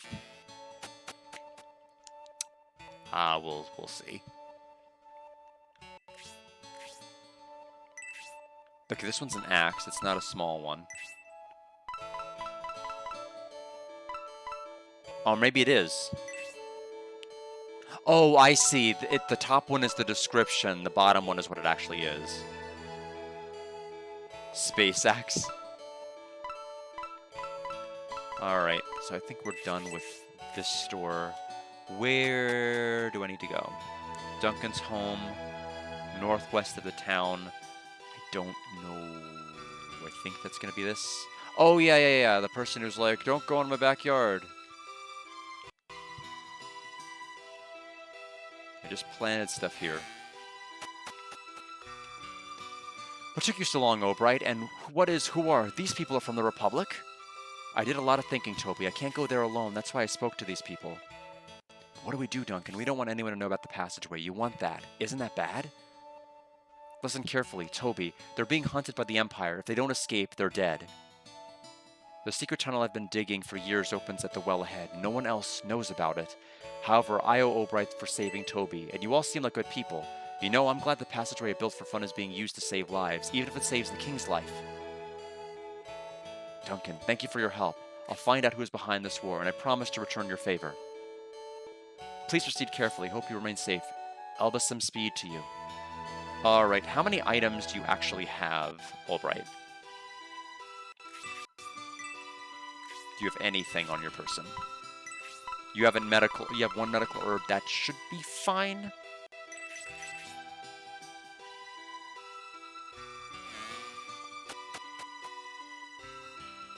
Jump into the well.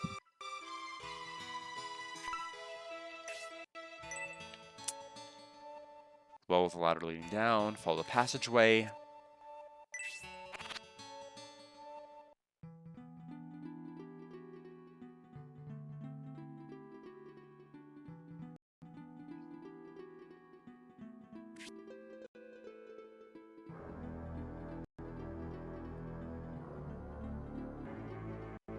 Reading the map, it looks like they're saying there's infinite spawning enemies here.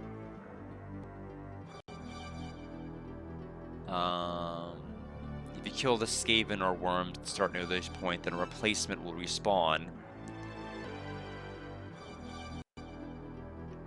This is Dwarf Valley. This is where Toby was attacked.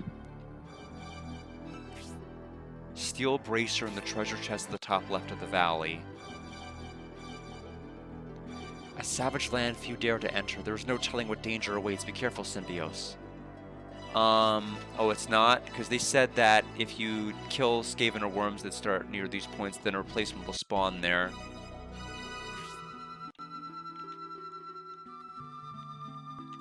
Okay, let's take a look at what we got. You are a sniper. 13 attack, 9 defense. Kind of rough. Skaven with a seal sword. Worm, 18 HP. Yeah, they're pretty hardcore. Where's the chest? You're up there. Okay, how does this even work terrain-wise? Okay, so I need to walk here and walk all the way up to get it. I mean, it's a steel bracer, so I imagine it's going to be worth it to get. Maybe. Kind of a pain.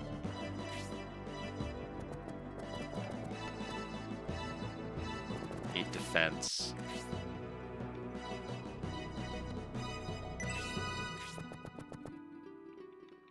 This isn't the one we want. We want to go this way. We can let these guys come to us, but we also need to deal with the sniper. They do respawn quite a bit. Okay, so they do respawn, just not infinitely.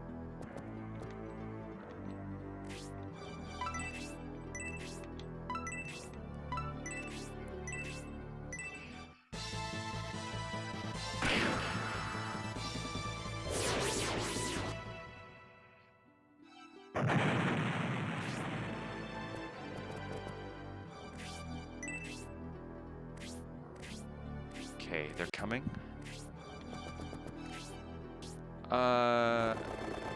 It is kind of neat that they'll always give like 5 EXP. Unless they don't, eventually. Yeah. 5 EXP. Carrying too much will drop the antidote.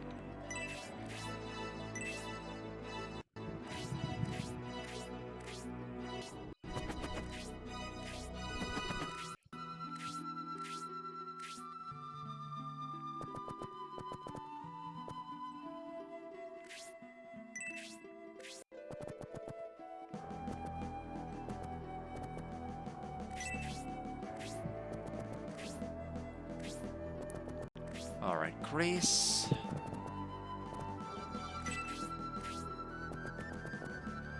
Your defense is only 8. Kind of rough to be dealing with that. How much HP did the sniper have? Like, it's a lot of HP for a sniper. In what way? I'm curious what you think the main advantage is in this game compared to the others. Is it just like the damage output?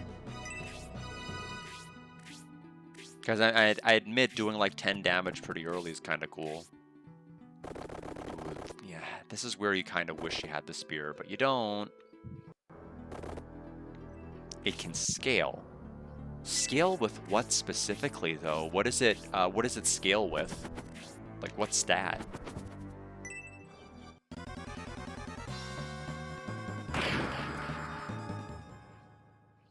Okay. I knew there was a resistance stat only because of the fact that there was some sort of a party skill thing or whatever, which seemed to indicate that it would matter. Okay, so there's like elemental affinity type things, like Pokemon Stab. So Synbios cannot do anything because the bat is blocking the only way forward. We can have Mascarin. I mean, yeah, why not?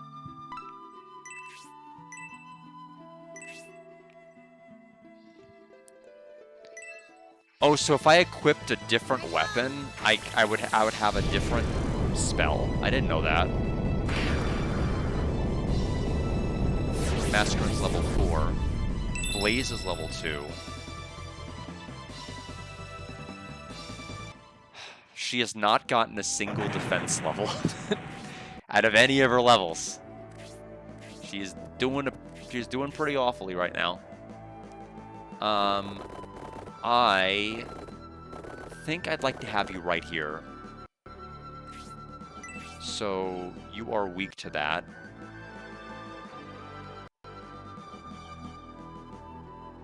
Wait, how do you haggle a spell?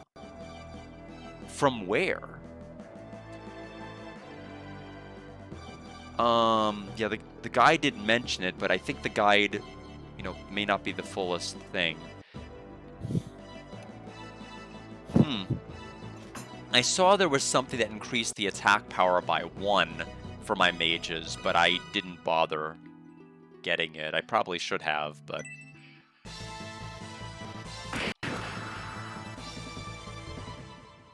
Okay, not bothering. They're just, I guess they can't quite reach. It's kind kind of funny. Albright will attack and get the kill. Medical Earth. They have an... Wait. Do they have an 8% chance? So you mean, like, just going in and out of the shop menu, like, 1 out of every 11 times, and, like, eventually... I don't remember a feature like that in Golden Sun ever. When was there ever a feature in Golden Sun where you would repeatedly talk to somebody until they sell you something? I don't remember that at all. I remember there being, like, a deals type menu. I've played Golden Sun, but I have no idea. I've never heard of such a feature in Golden Sun.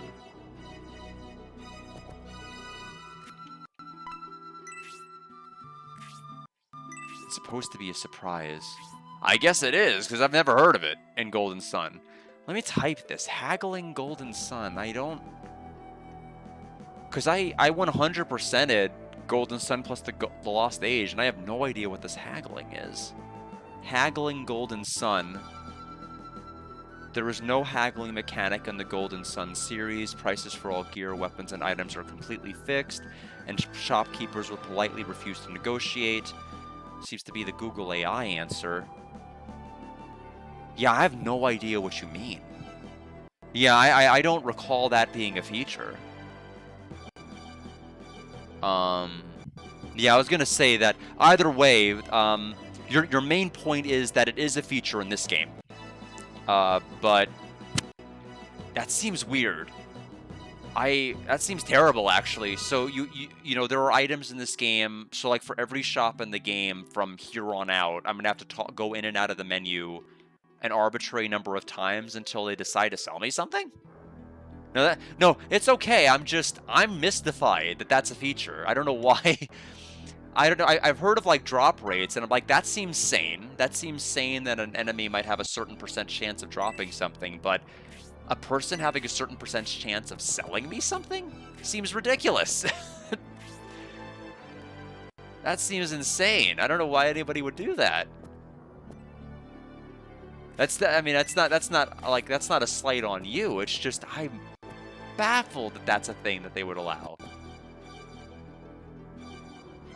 I guess so. As if there weren't enough ways to do that already in this game.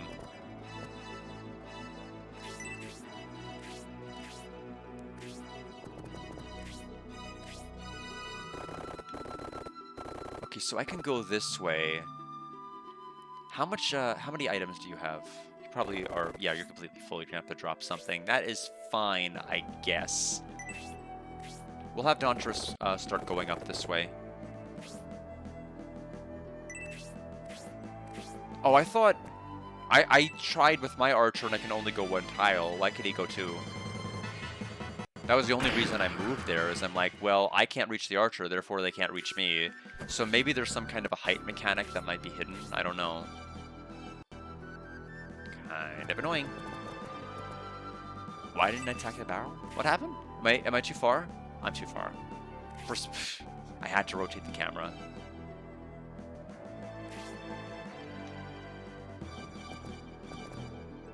You see?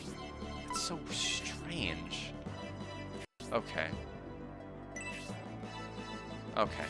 Maybe it is 2 tile. Yeah, can't quite reach. Okay, that one can reach. Okay, no worries. Yeah, I'll probably still be in this map. So...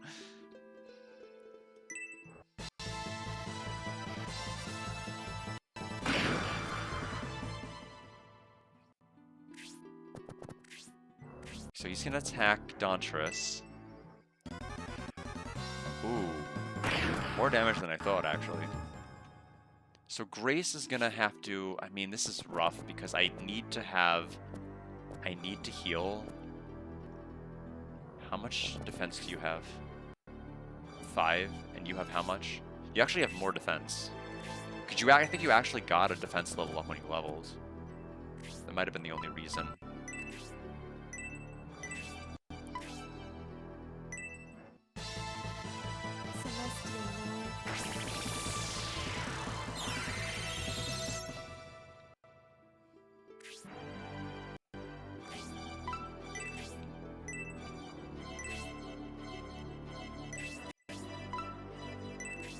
so I can reach you. Do I want to? I mean, I kind of do. Here I come. Double palm special.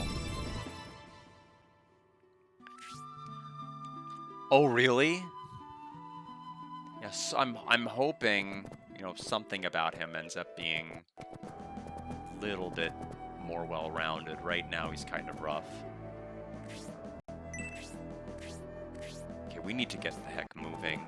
These enemies are going to start really hurting us pretty soon. Daunterous should start wheeling on the sniper. This is actually really risky. Daunterous might die. Yeah, he's probably gonna die. We probably killed him.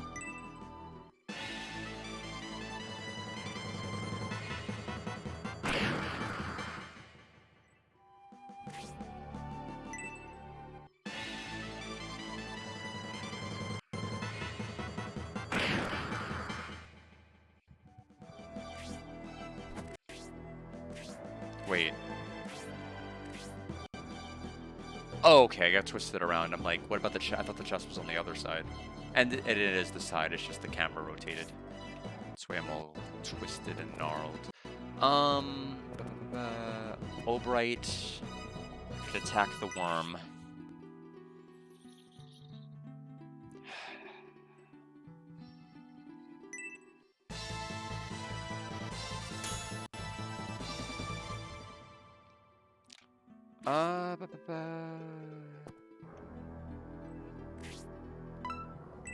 Wait, why? Oh, okay. Okay. Shoot, there's a guy coming from behind me.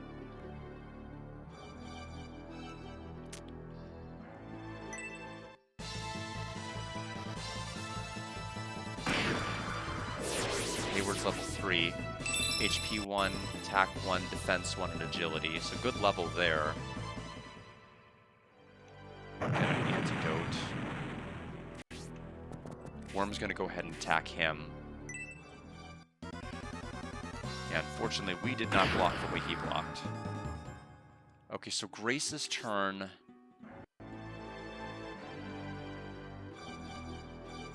So Grace was not targeted, probably because she had more defense. We'll go ahead and heal Mascarin. Make sure that she's topped off. Celestial Lord. Grace is now level 3. HP 1, MP 2, attack 1. We got another point of defense. Okay, and agility 2. Mascarin. I guess we're gonna kill the sniper.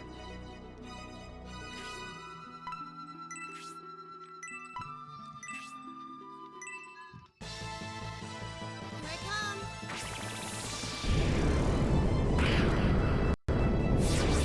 For antidote.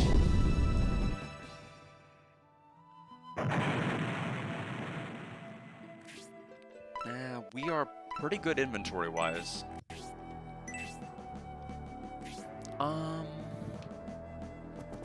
Guess we'll ignore those guys for now.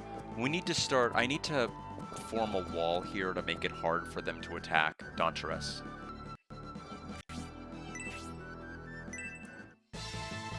Nine damage.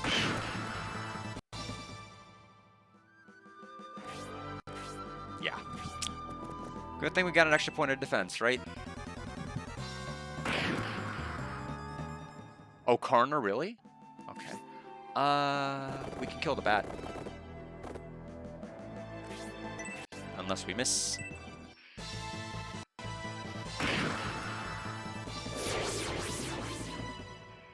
Okay. Bat's moving. Hayward.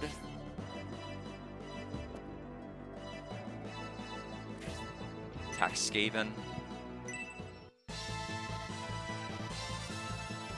Pretty good hit.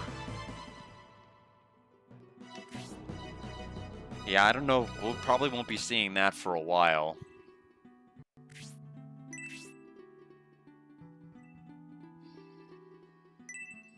Yeah, that tended to be a pretty good way to level up, was boost an aura. Especially in 2. Especially when it was tied to some of the items that could break. Grace...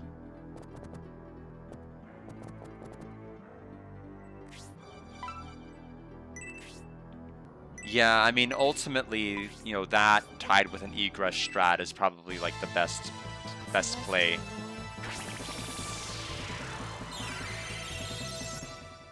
So the worm is coming. Symbios. 5 damage.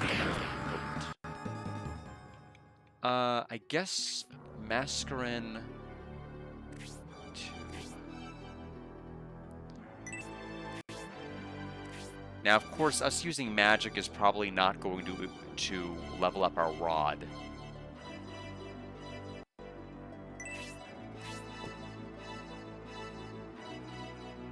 $70 damage. Do you mean like from something separate? Because aura shouldn't damage. At least not the aura spell I know. Here I come. I see. Oh yes, like the like what I ended up doing in Haya with that class. Or was it Haya or was it a different one that had that that alternative class change? It might have been Haya. Because I remember having the monk promoted class and it was glorious. It was so good.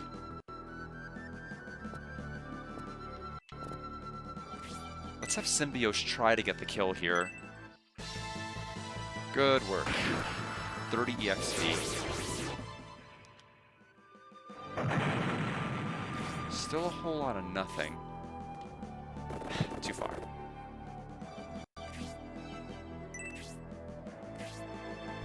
Skaven appeared.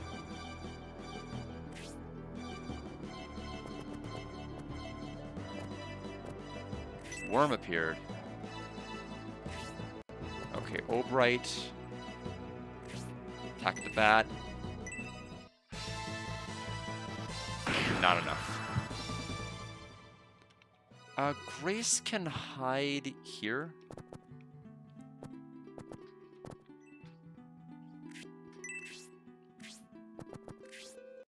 Yeah, I'm not sure if this is a game I'm gonna, you know, that would really require much in the way of overleveling. Maybe in some of the other clearly unbalanced difficulty settings, it would probably require it. Okay, so Skaven's coming back. Daunterous.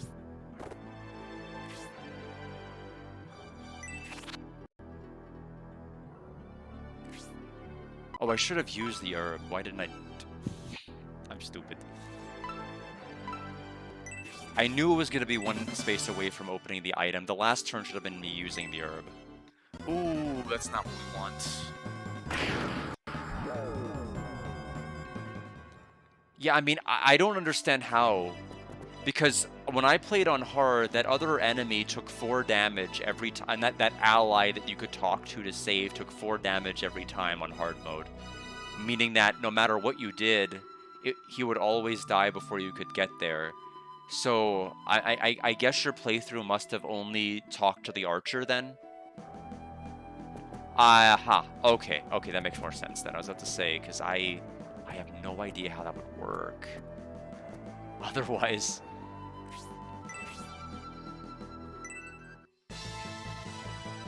Critical hits.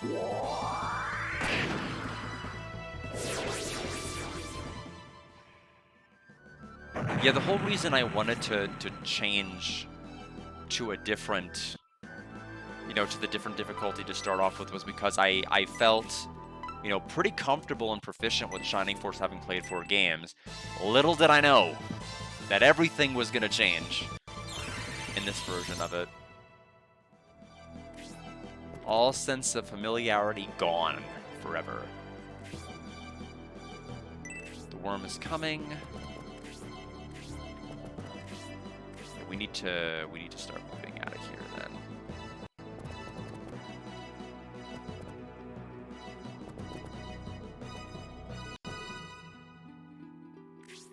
Do I even care enough to...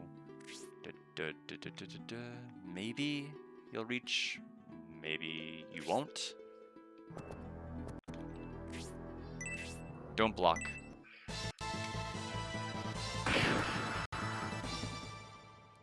Still not gonna move from that spot.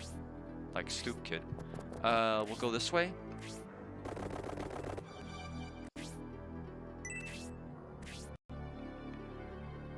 $52 EXP. Sure.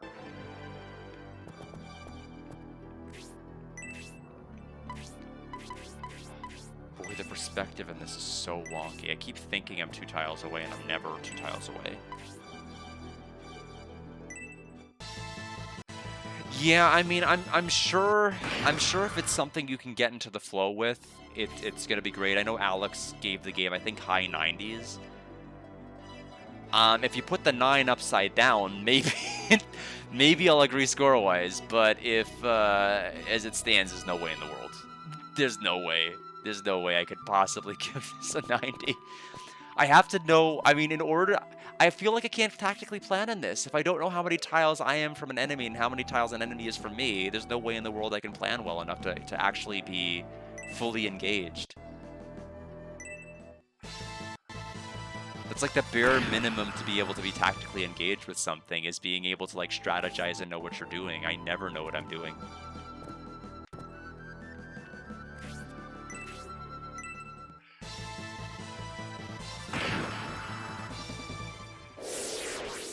Yeah, that's such a strange choice. Like I said, Guardian War was 1994 on the 3DO. It was like one of the first 3D tactics games I've ever seen. And, you know, as much as people clowned on the graphics, it functioned extremely proficiently. Like, I knew exactly how far I was moving. I knew exactly how everything was going to work. The 3D, you know, landscape, the fact that the perspective and everything else changed, didn't ruin the gameplay. Not in the slightest.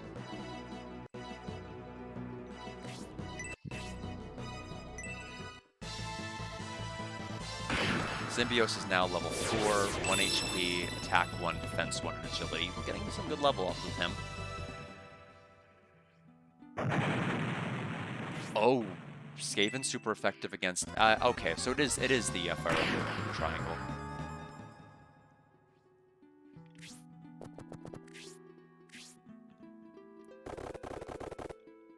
Although, I mean, I guess I'd say it's like the Fire Emblem Weapon Triangle. I almost said, were they trying to compete with Fire Emblem, but that wouldn't have even been a thing for us. That wouldn't have even been on our map until the Game Boy Advance era. So this predated Fire Emblem for US purposes by several years. So I'm wrong about thinking that way. We'll go ahead and defeat the Skaven. Yeah, but again, you have to prospectively know how many tiles that is just by visually checking, and that's still really hard to do. So I think, do we just map move? Okay, so are we done? Worm appears? Map move. What does map move mean?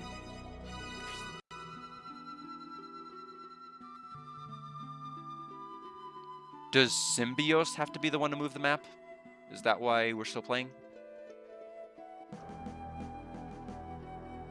Symbios has to be the one to move there. Okay. Then why give the other people the option? I suppose just to let you know that that's even a mechanic. Otherwise, you wouldn't move Symbios here. So, I retract my complaint. Let's see.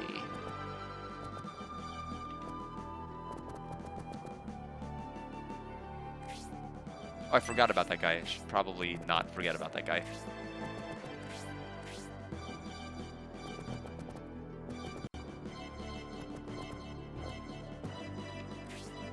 Okay, so we'll move over here.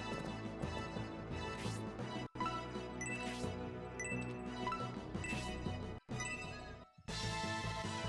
I come. There goes the worm.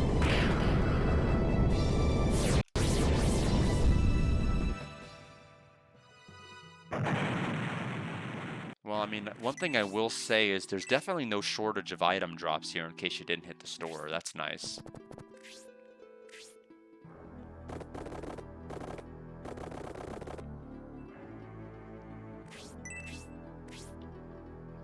81 EXP. Why not take 5 more?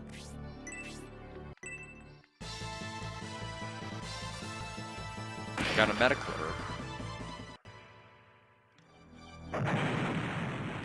What I would like to see from this game, what I think would have been a smarter option, is if they gave you the option to not just drop an item but also use it before you pick up the new item, rather than just arbitrarily forcing you to like throw away something. I appreciate the RPGs, the strategy games that let you do that. Granted, not many do, but I think it's a smart decision.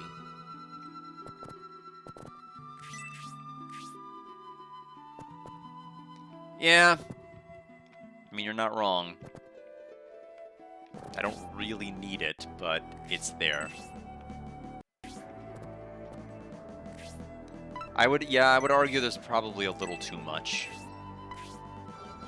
I mean, it's terrifying me that they're like, this is like the 8th antidote drop this map.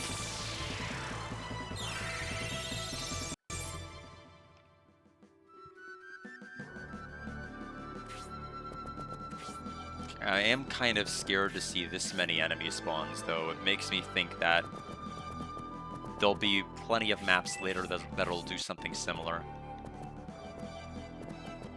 Even though it's like not really a big deal right now.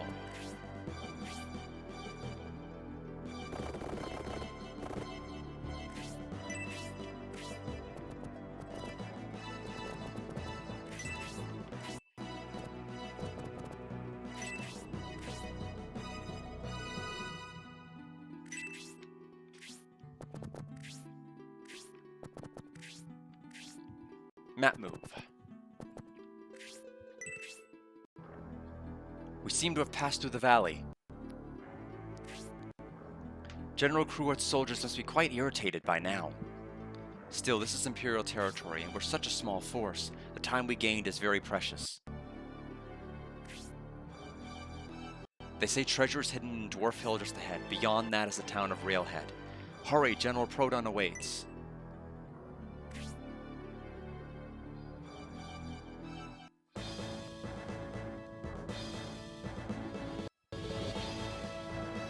Our chief is as clever as ever.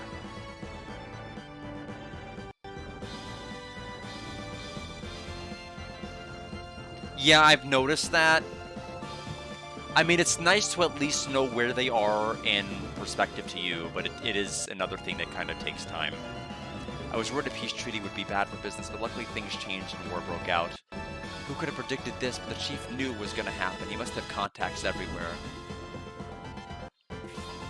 With the security forces busy with the Republican armies, we're free to steal like there's no tomorrow. Even though we are part of the Sheriff clan, we're stuck on this stupid watch. I wish we could join a more active unit. Bandits are on guard just ahead, but we can't afford to waste much time on them. Sheriff, the bandit leader, knows about the conference debacle. There's something suspicious here. King Benetram, we are losing precious time sitting here. Once we meet with General Prodon, I must think all this through again. Let's move out. Split them right down the middle.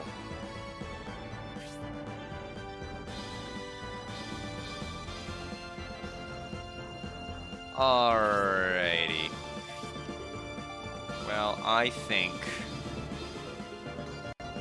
we need to egress out.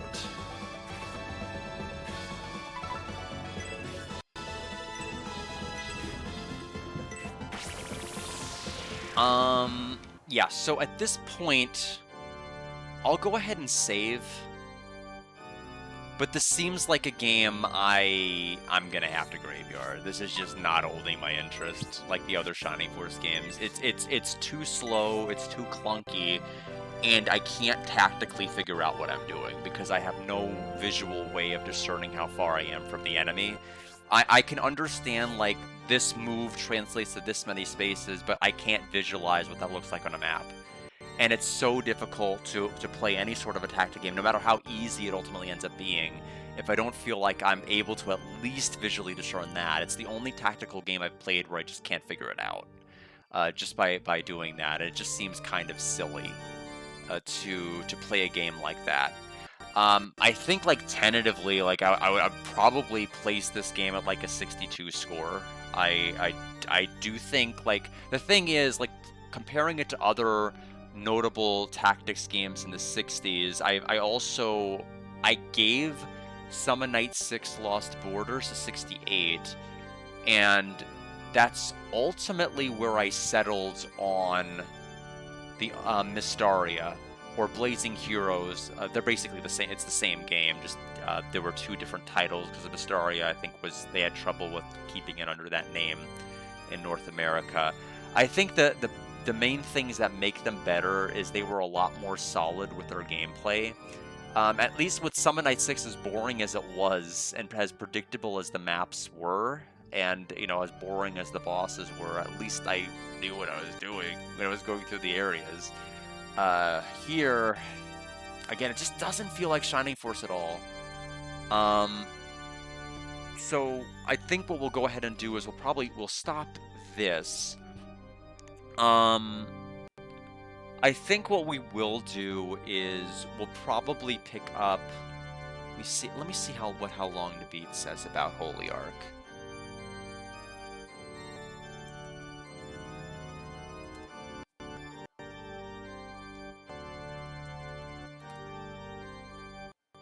Oh, it's also pretty long. I'm actually kind of surprised it's that long.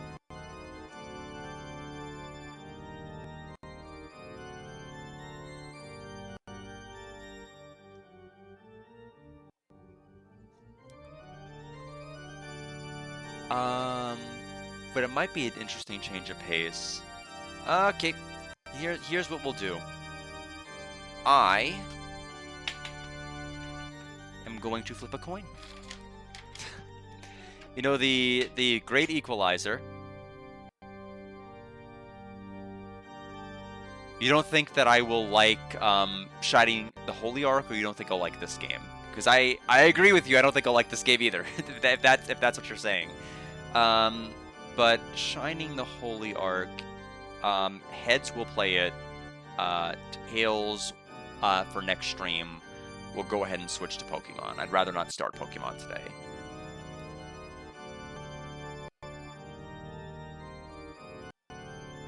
Heads. Shining the Holy Ark it is.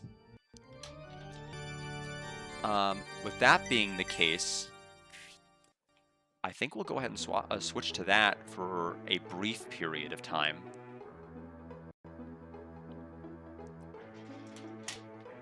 Let's go ahead and turn off my Saturn and turn it back on.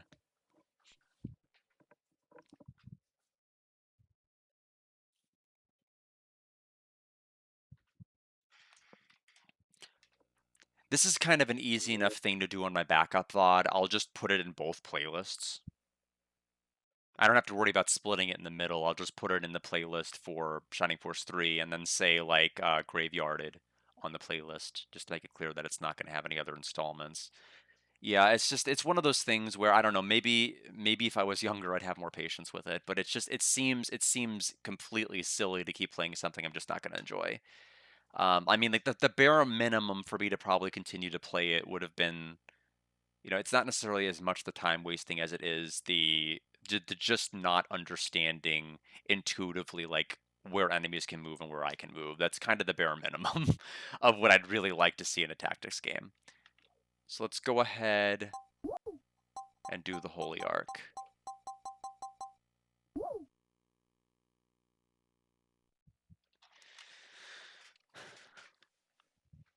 Which means I need a new guide.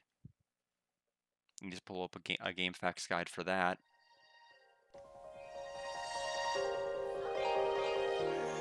Sonic. Well, that's loud on my TV. I don't know if it's louder for everybody else.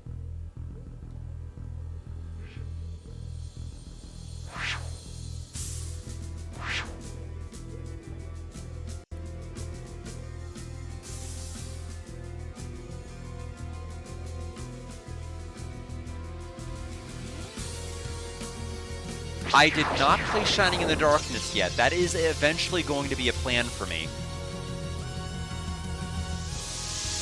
That is on my playlist at some point. How's the game's volume, by the way? It sounds loud on my TV. Is it loud? Is it loud for everybody else?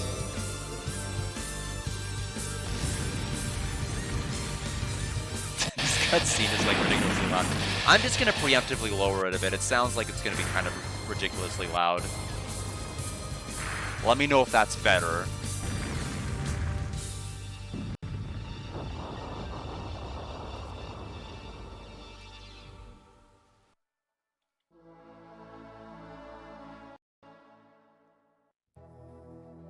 There aren't any saved adventures, so I'm making a new one.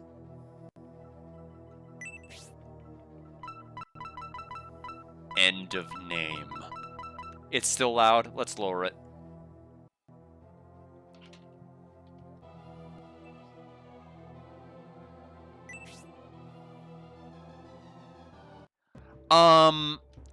I tried to, but I was so bored of its setting that I pretty much gave up on it. I'm sure the roadie's sold up in the mine. Yeah, I saw him with my own eyes. He ran in with a big sword of his strapped across his back. Sorry, the game's auto-advancing with its dialogue.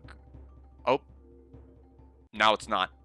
Okay, so now I can respond to you. I was worried I had to, like, stop and, like, hurry up and read. But no, I couldn't get into the Phantasy Star at all. I never played 2, 3, or 4. Just because I found 1 to be so boring. At least setting-wise. Which is funny, because I played Cosmic Fantasy, which I think would have lent itself to Phantasy Star, but I just don't. Never really got into it. The captain and the others went in after him, but... that explains it. No wonder you were the only one out of here when we arrived. You don't think? I wonder if the captain will come back out to get us. It's been quite a while since the mine was shut down. There are probably lots of creepy things running around in there by now. I don't necessarily mind a good dungeon crawling RPG with like combat and stuff. That doesn't, you know, I don't feel like that's necessarily a time waste if I feel like I'm able to like make some dent in it in progression.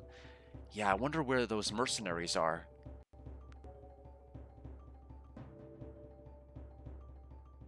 Hey, look over there. Yep, that's them all right. Looks like they made it. Hey, we may not have to go in the mine after all.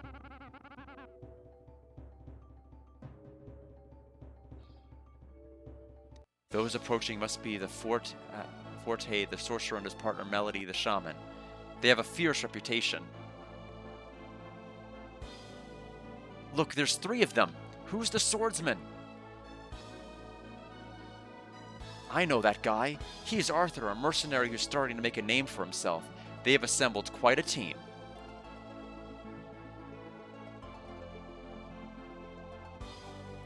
Rhodey doesn't stand a chance. Forte and Melody are a strong pair, but adding in a swordsman? Yeah, I don't know what Rhodey did, but he's sure going to pay for it. I heard a rumor that Rhodey was involved in a power struggle at the palace, and these 3 were assembled by the enchantress Rylix to track down Rhodey. That sounds strange. Strange? What do you mean?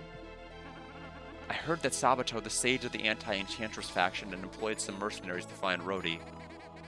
Sabato was stripped of all his power by Rylix, so therefore he couldn't. Who was he supposed to have hired? Lisa, the female paladin, and the dragon warrior Basso. At least they would be better than any of these mercenaries.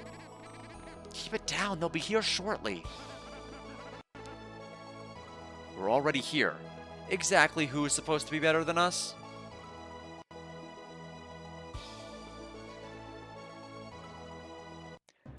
It's so interesting. Like, this game is very interesting with its perspectives. We've seen, like, 3 different shots used already. 3 different ways of perspectively looking at the characters. I think it's pretty cool.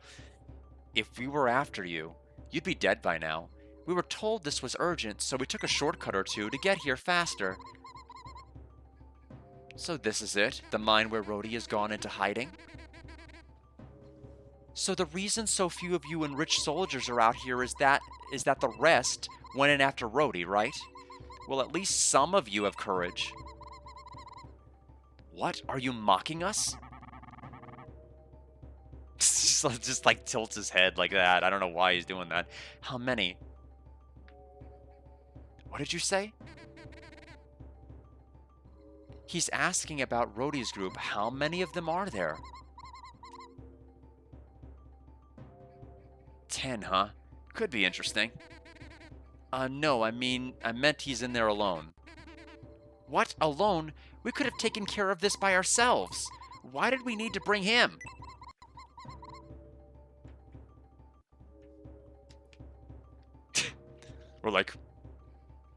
We're all aware of your reputation, but don't underestimate Rhodey. He's a very crafty adversary and possesses some very powerful magic. Well, whatever. There'll be time to discuss splitting the take. I almost said lake. And I'm like, how are we going to split that? Later.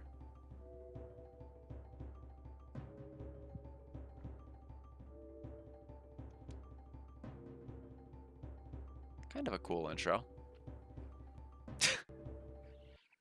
Well, Rhodey, it's somewhere in this... Rhodey's somewhere in this mine. We've got to find him. Why don't you take point? Yes, and you're the mighty swordsman. You lead the way. Agreed? No. I've heard the rumors about you. They say that you're very much the fearless mercenary, so prove it to us. Alright, here we go. Let me see, is there a map, like even an ASCII one, that I can use? Let's go back to the guide page, home. Oh, you know what? Now that I think about it, I don't even know what the mine's called. Ah, Desire Mine. Desire Mine's map. Okay, so where is the entrance? Okay, so I think I found the start. Does that mean there's a block? Let's see if we found it. All right. Oh, is it drawing a map also? Hold on a minute. Oh, it draws a map. Very good, very good, very good, very good.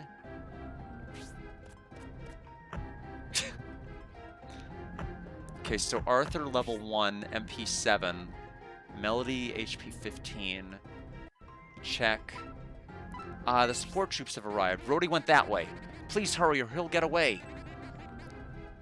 Tactics. Commands.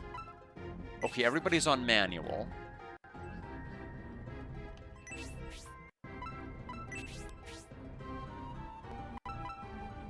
Uh, 7800 EXP.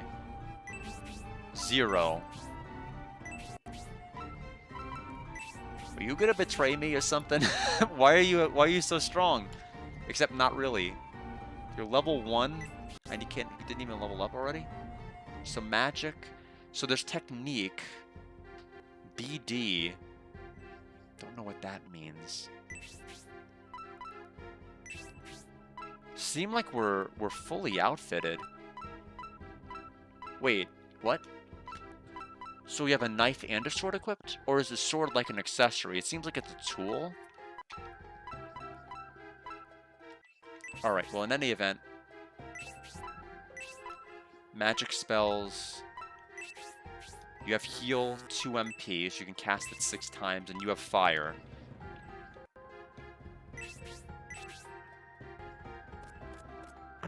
We've been waiting for you. Rhodey fled in there and hasn't emerged. We're counting on you.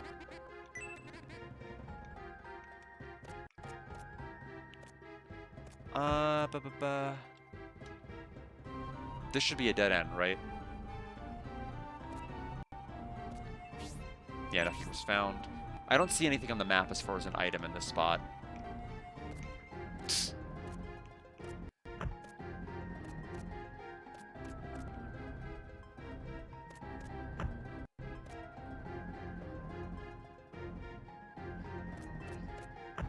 Welcome, mercenaries. You all look well. He is in there.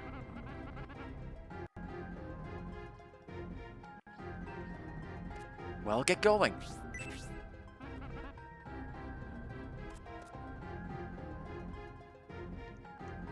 Are there encounters yet? Maybe not. Welcome. So you are the chosen ones to join me in spinning the threads of destiny. Join you, spin the threads of destiny. You must be Rhodey, right? Why do you say such strange things? What do you mean by spinning the threads of destiny? Wait a minute. There are 3 of you. You aren't the one sent by Sabato, are you? You're those bloodthirsty mercenaries summoned by that hag, Rillix. And it's nice to meet you too. By the way, what gives you the right to call anyone bloodthirsty? We have been sent here by direct orders from the King of Enrich to exterminate the rat who fled into this mine. And that rat is you, Rhodey. Oh, there are things like Jin. Yeah, I'm going to try to follow a guide as well, if I can.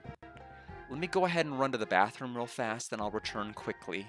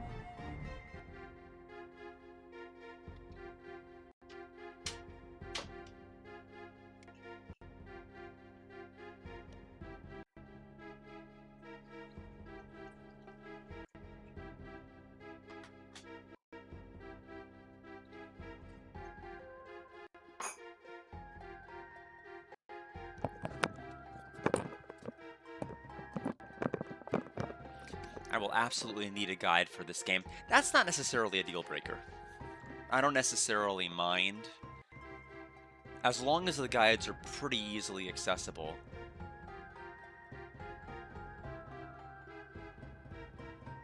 What on earth? This guide is weird. Looks... Oh, okay, this one's a lot more comprehensive. I'm like, oh, why is it so tiny? So, Desire Mine.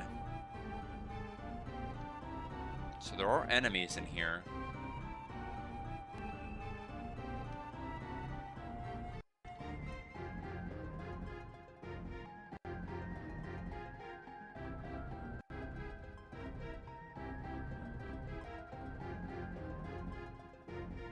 All right.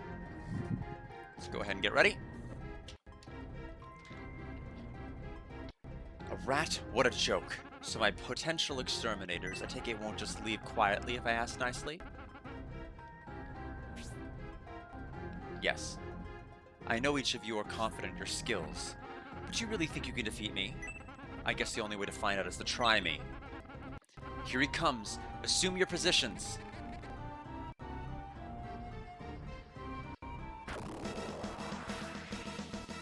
Substitute.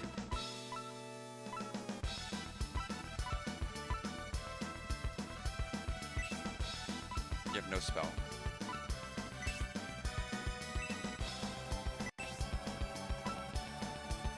Do I defend with you? I have no idea how much damage we're going to deal. And I need to understand agility, and if I defend with her, I won't know who's going to go first. Blaze with you. So you're fastest.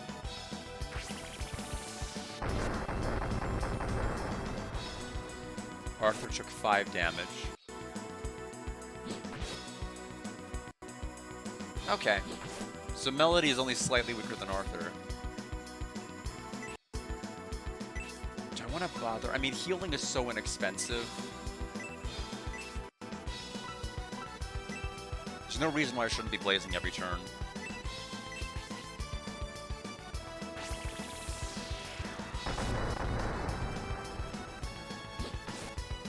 Brutal oh, hit Arthur, please. Yes! Yes! He did 10 damage, jeez, he's no pushover. But he hit the perfect person to hit, my god. It's pretty fast. So if he does another fire attack, might be a problem. Because he outsped Melody, which is scary. So somebody might end up on the floor here by the end of this fight. I'm going to attack this round because I just don't know tactically what else I can do. Other than just... Oh, he just went first. Akayashi level 1. Engulfed by illusions. Ooh. Oh, no. Oh, no. Why would the first boss of the game have that? So we're probably going to miss with everybody else. Yep. Mm-hmm. How long is that going to be a defect for? At least we did, I mean, if nothing else, it was just kind of like a status clear. It was 9 free damage, is the way I'm going to look at it.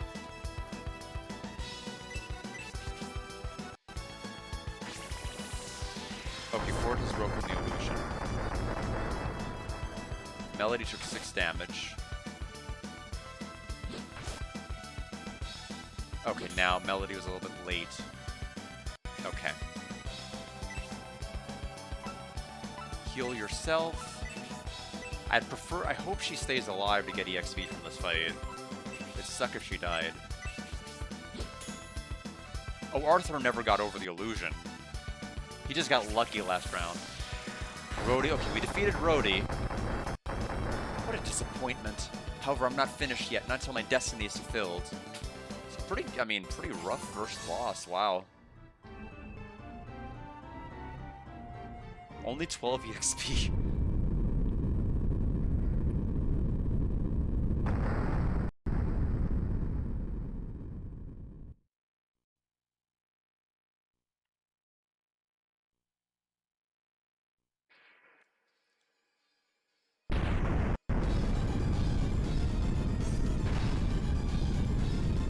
This is a cool looking game, I like it.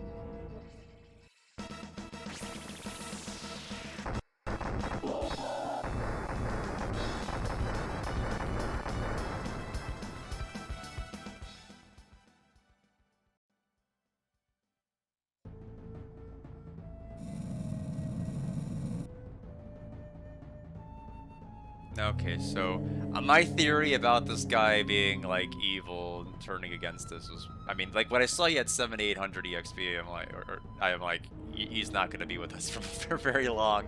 Either he's dying, he's switching sides, or...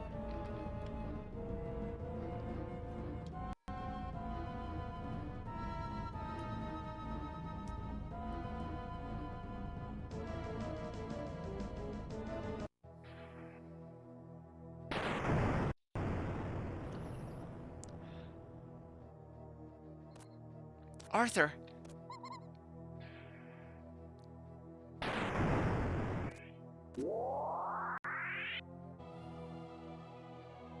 Arthur!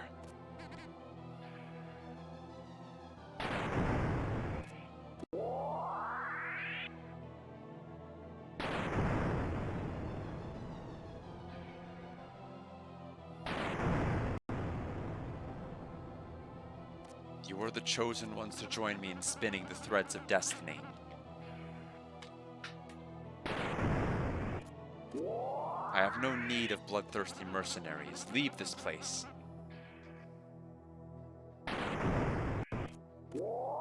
really think you can defeat me?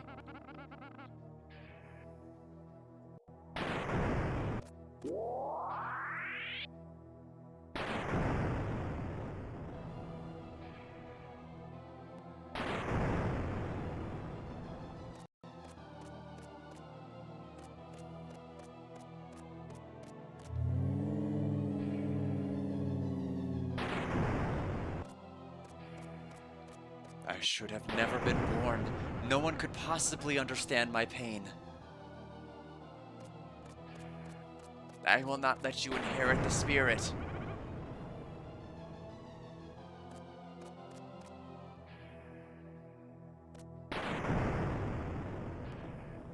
Who are you, one of the chosen who will spin the threads of destiny with Rhodey? Arthur! What does the Creator want from us?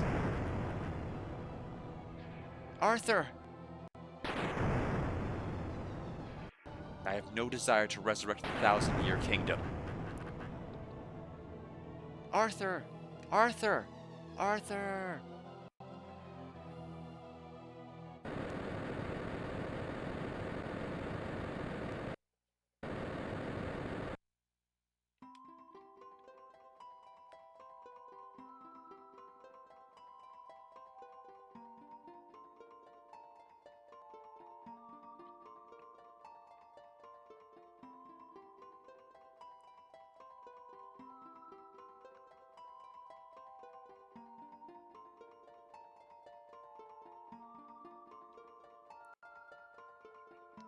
Are you all right?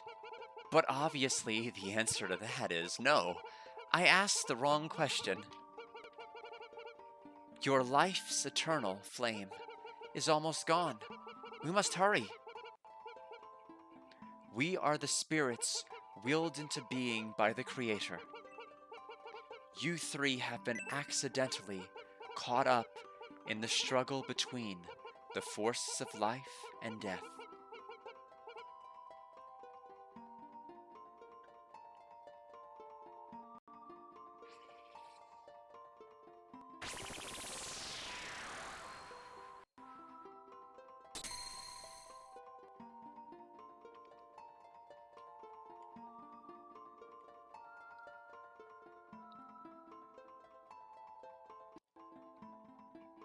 Rhodey sustained brain damage from the falling rocks.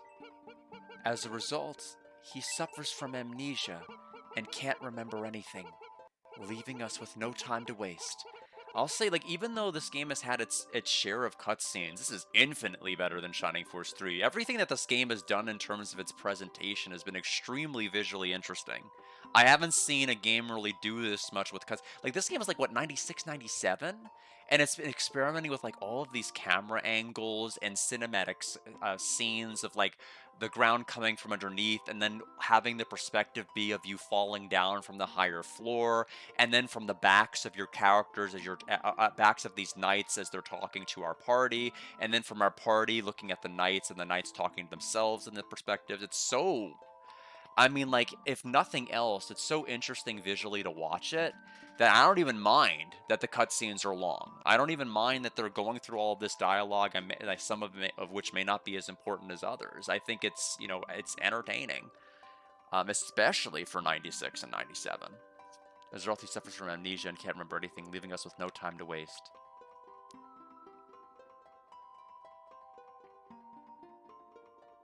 Yeah, I noted the date. I noted, I'm like, this came out before Shining Force 3. We spirits have the power to heal. He can be restored if we possess his body. Then he will likely make a full recovery. I'm like, what happened? I can't wait until we get to a town in this game. I'm wondering if it'll be easier to navigate. Yeah, so I graveyarded Shining Force 3.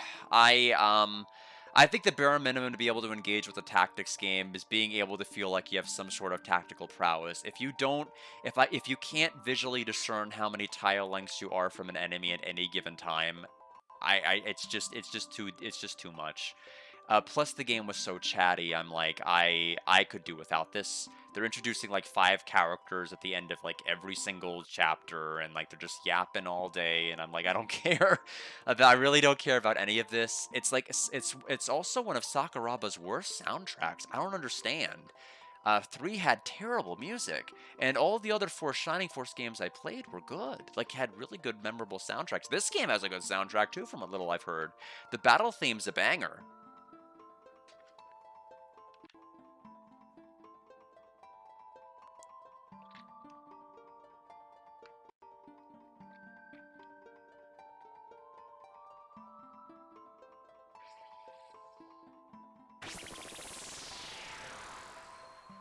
But I mean, it's not going to kill my interest to play the rest of the Shining Force series. I'll go back and play, you know, Shining in the Darkness, and I'll play I think the other game I may not have played. I think there's one scenario on my Sega CD copy.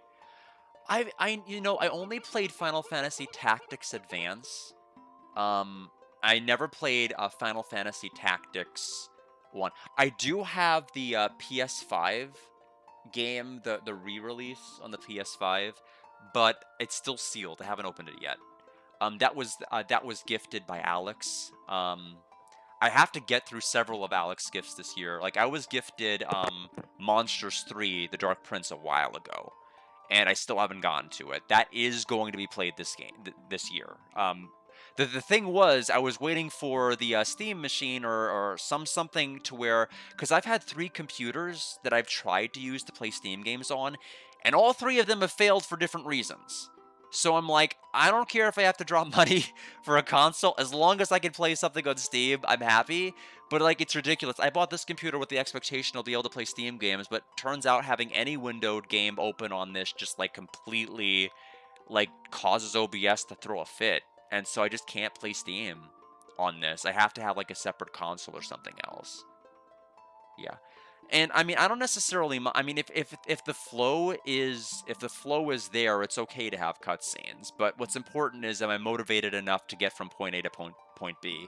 With Shining Force 3, no, no way. I was not motivated at all. I'm like, do I really want to get to another battle where I have no idea how far I am from an enemy? Not really. Melody's in critical condition. Her rib cage has been crushed, and a fragment has punctured her lung. However, we will help heal her as well.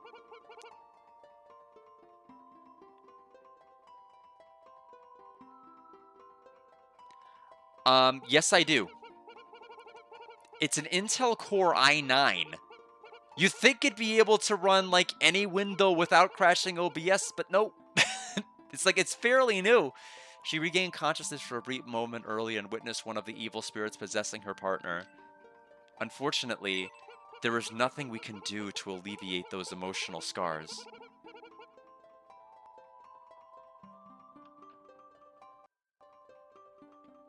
But unfortunately, they randomize the way that the Steam Machine Access worked is they, like, if you went on a wish list, they randomized the order, meaning whoever wish listed first doesn't matter.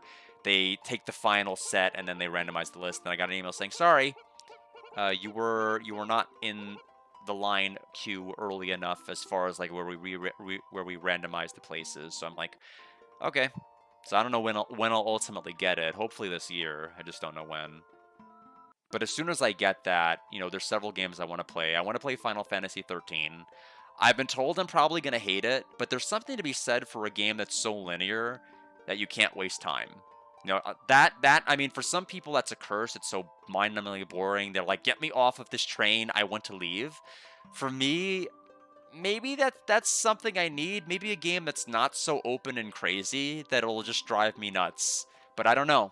I've never played 13. It's one of the 2 mainline games I haven't played, the other one being 16. I don't know if I have any plans to play 16. I definitely have plans to play 13. The spirit will control Rhodey until he recovers from his injuries.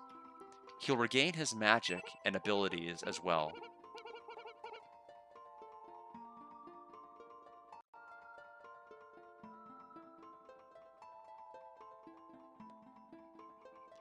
CPU's GPU instead of the dedicated GPU. Any idea how to change that, Mackenzel? Or I guess I could do some research into that myself too if you don't know.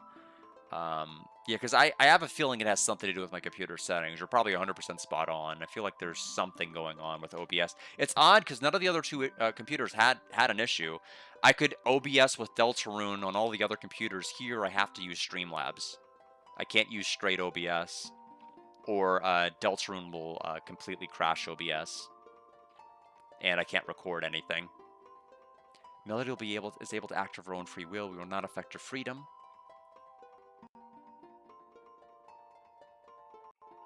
You are in critical condition as well. We feel responsible for you since the cause of all of your injuries was our escape pod, and I have need for a body too. If I remain here among this evil, I will perish.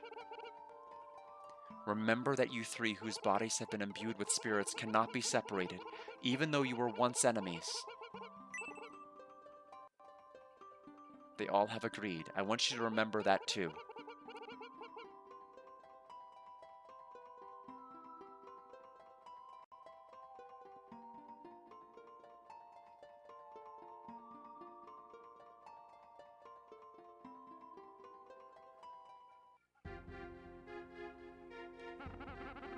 I remember fighting you, but I can't remember why.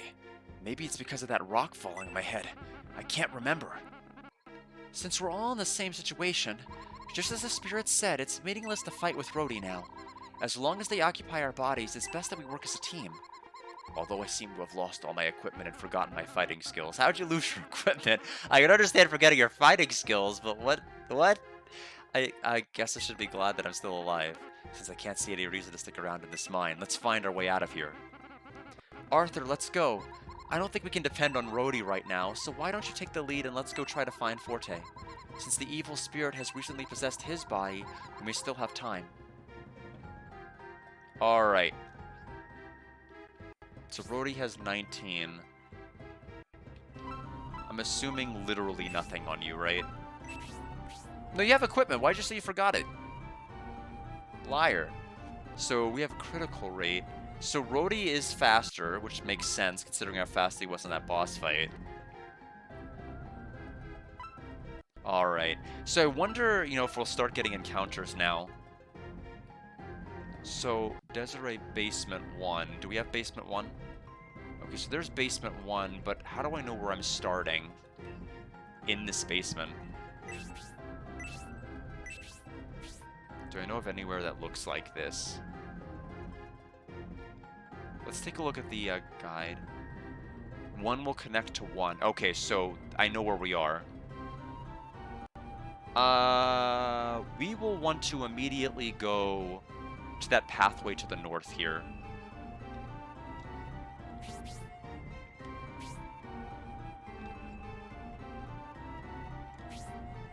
Okay, I appreciate that. Let me see if I can just make sure it shows up.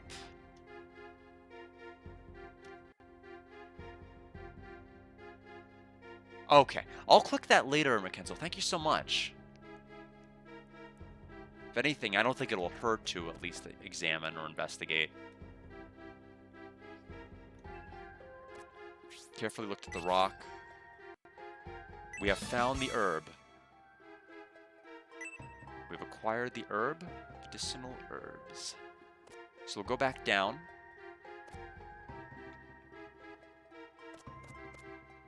Let me go ahead and go back, pull open the map again. So there's going to be an item at the end. Wasting a lot of movement here. Completely dark inside. B. Empty. Okay, it's just empty. I didn't know, do I need to come back here with a torch to look inside? What does that mean? Are there torches in this game? What was that all about? That was weird. There was a little... Oh! We can run.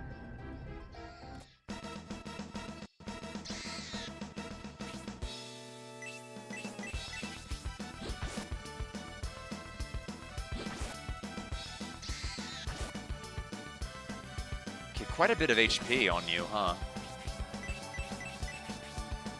Oh, wow. I didn't think he'd get 2 rounds in.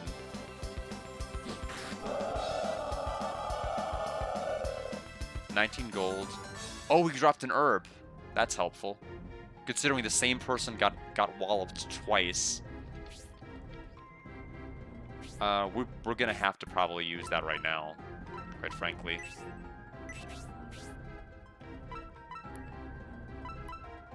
Restores up to 50 HP. Arthur's the closest to leveling.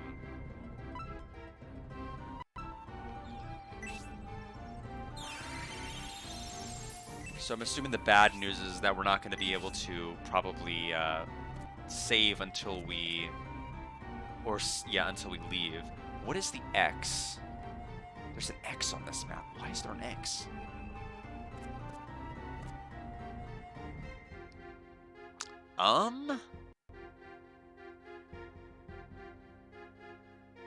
The map does not say. Does the guide say?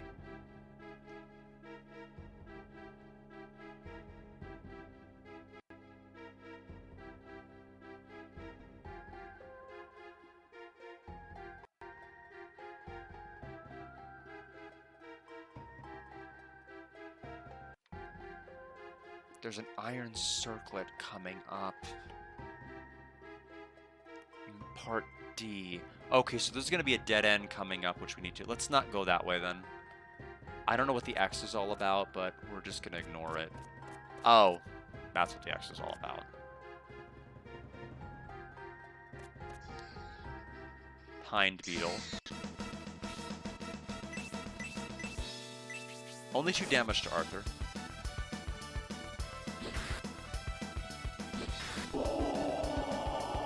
9 gold. Oh, only 1 EXP.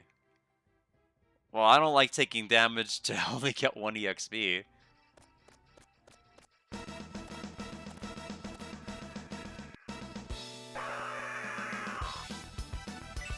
Oh, you just started also? Yeah, we'll use fire on the zombie. We'll see if that helps. Level 1. 10 damage. Did not get killed. Rhodey took 5.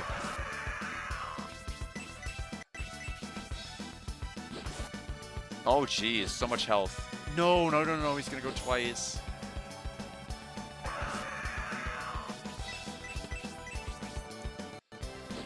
There we go. Do I get good EXP with this? 27 gold. 4? 4? I missed the beetle. Don't make me miss the beetle. Oh man, I hope our first level up gives us some decent stats. Okay, so we're 4 away, you know, 1 zombie away from getting our level. We need to get the circlet.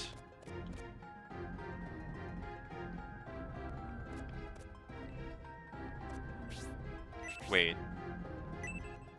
C says herb. There should be an herb. Oh, I think I get it. Do I need to do something like this? Check this wall. Check this wall.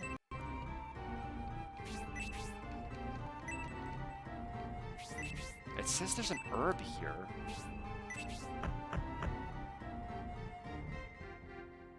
I don't know. Weird. Anyway, let's go this way so we can get equipment. Oh, there's like 3 of them? And the sad part is it's not even going to be enough for Arthur to level.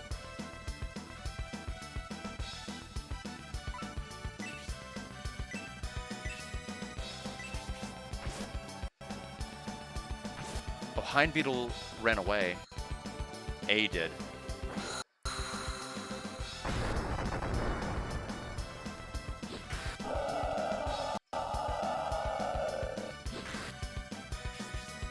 Gone Berserk?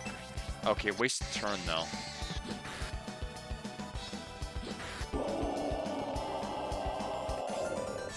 Oh, we got an herb. Desperately needed.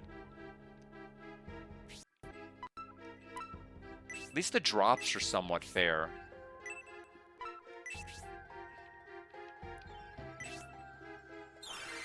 Difficulty seems to be decent.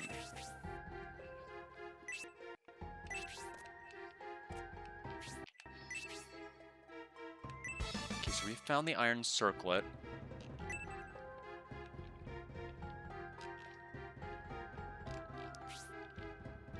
Oops.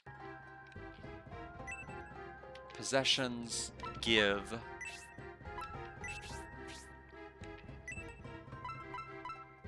So it'll give her 2 extra defense. I think that's a smart... Yeah. So it'll give you the option to equip it immediately without having to separately go to her inventory, which is nice. Don't know why the herb isn't there.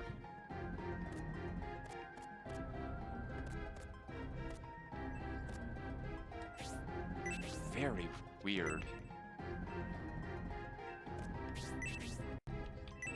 If I look at... Yeah, I looked at all corners and none of them had it. E and F. E has 40 gold to it. F is a dead... Why would it say empty? It must be a chest or something that's reflected there. Bat.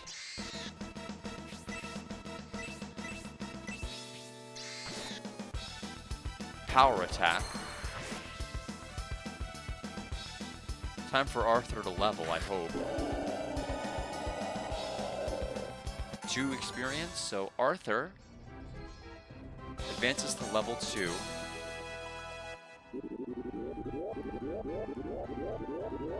Pretty cool. Not opposed to that cinematic display of power increase. So warning this way. Wait, where did I go? It's splitting off a lot more than this map should convey.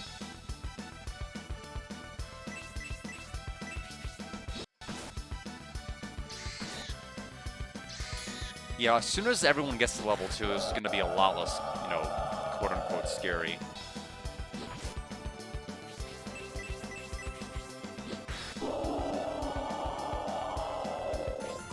Another herb.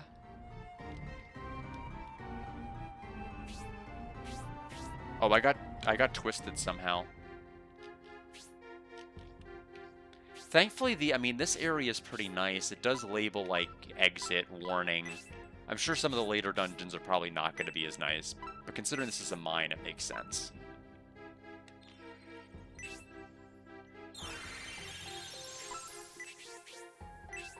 No idea what level I should be aiming for in here.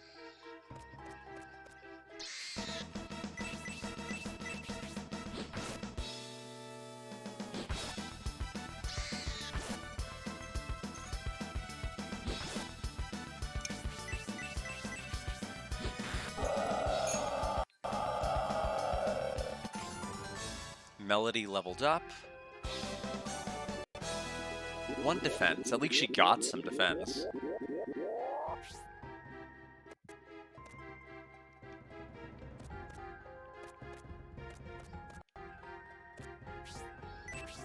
$40 gold.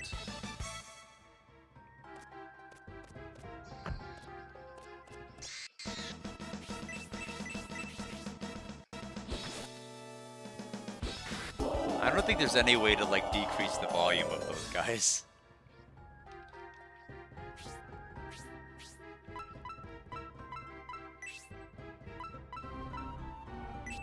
Sound mode. Yeah, that's not quite it. Message speed fast, I think will be fine. It's a race, yeah. No, I'm definitely gonna lose the race. You know, Arc Brigade has had the benefit of, you know, watching other people play it, so has more first-hand knowledge of what the game has to offer. I will say this seems like quite fun so far.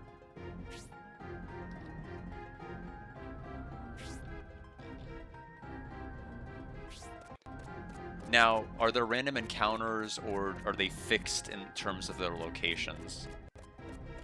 2 of the Jinn in here. I'm checking all of the icons. There's a Succubus Moran at J and a Leprechaun Dana at O, according to this map. I am assuming those are our Jinn. Blah, blah, blah. I wonder if there might only be fixed enemies here then.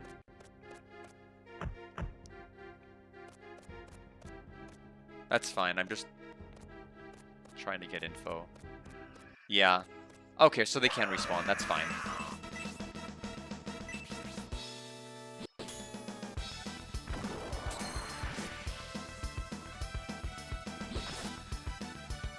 Oh, paralysis. I don't like that. Does that persist outside of battle?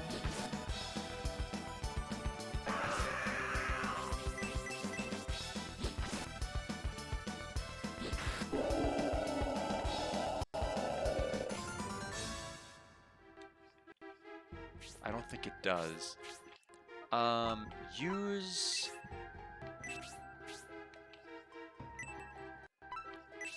Yeah, we're gonna have to use an herb on him. Alright, let's get back to where we were.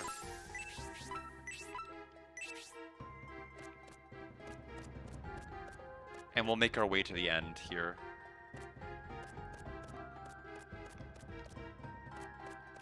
According to this... Okay, so this will lead to an open, kind of an open area like this. Then here, G is a 40 gold, and then we have an herb coming up.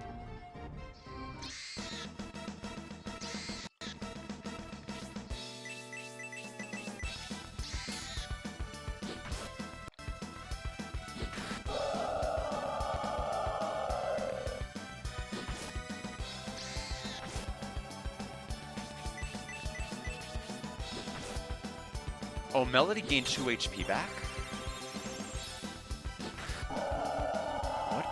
What caused that to happen, I wonder?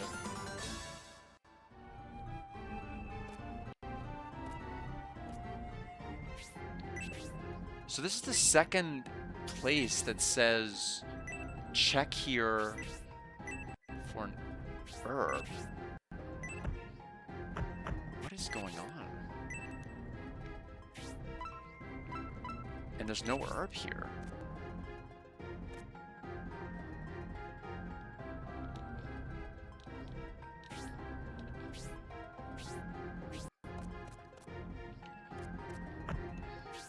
$40 gold.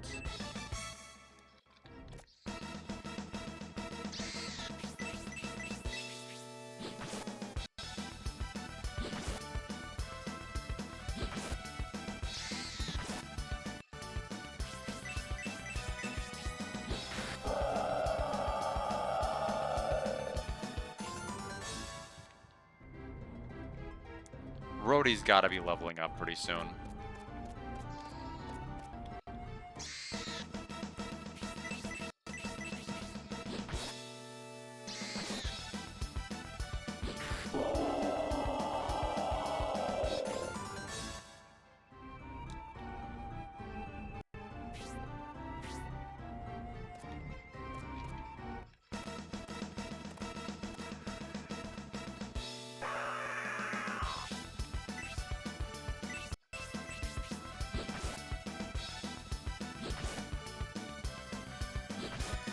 Rhodey got hit.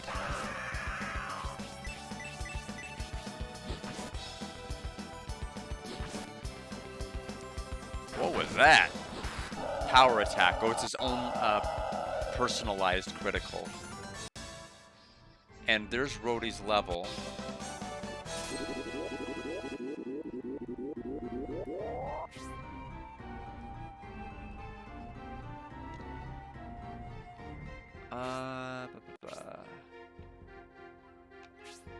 I think it's time we tap into Melody's heal. Rather than keep using herbs. Earlier it made sense, but, you know, I'd rather not. I'd rather keep some herbs around.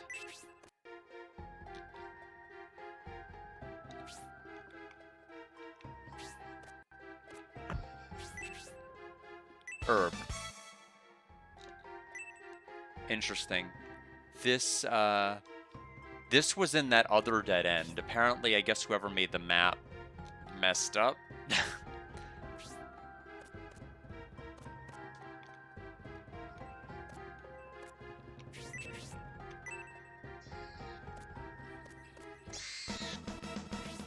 That means one of those other dead-end corridors probably had the herb in the other area.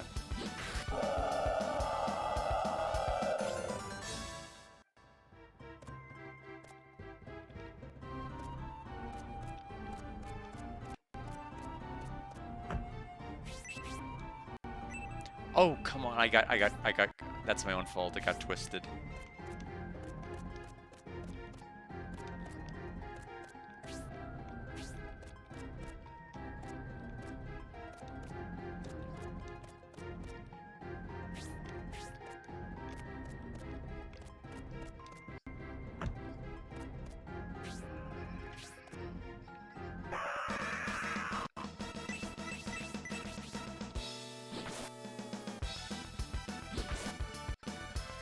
It's 4 damage to Rhodey.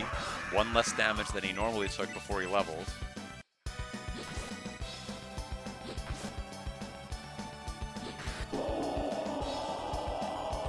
Hopefully the gold we have is going to be enough to serve our purposes whenever we get to any towns or places.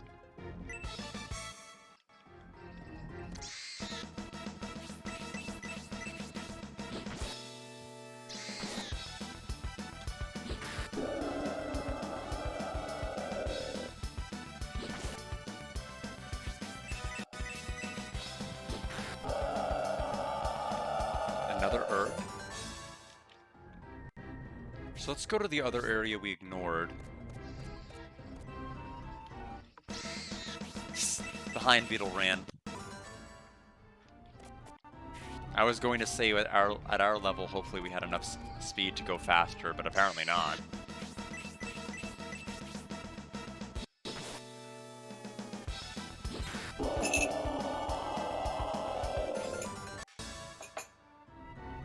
Alright, back to the first floor. So that means I think we're going to get our first gen.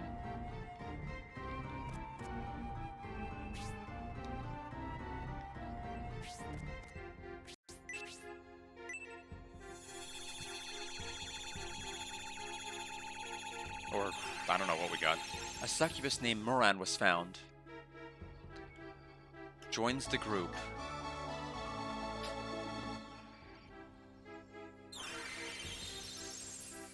Winks and then flies off, and then flies back.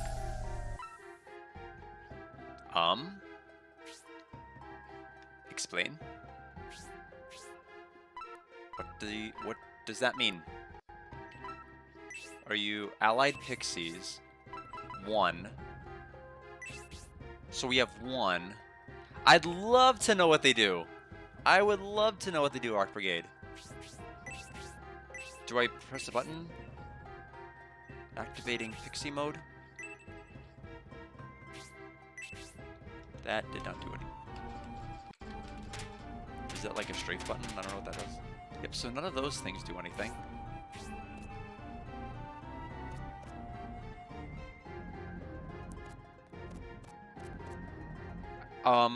And how do you do that?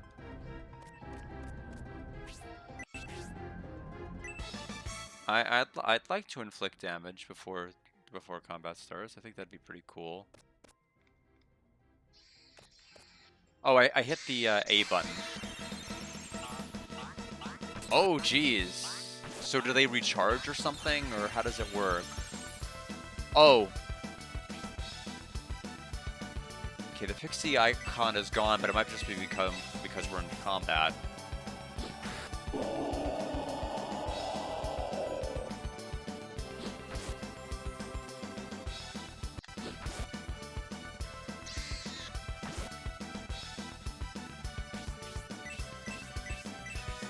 Ghost dodged.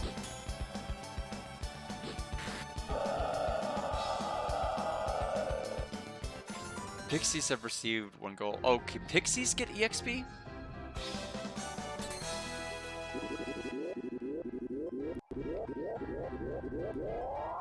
Okay, so she's still there. Let me check this tactics menu again.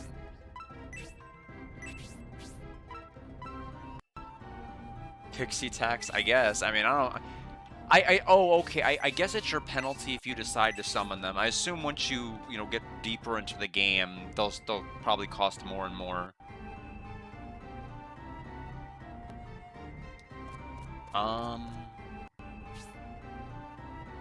Looks like there's a leather glove this way. I'll get to you in a minute.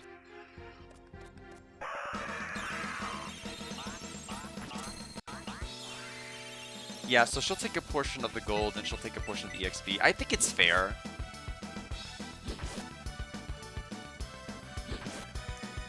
Although, it is going to play a little bit of a cinematic each time you do it, so you have to kind of keep that in mind. Although it may just be necessary for you to survive a dungeon.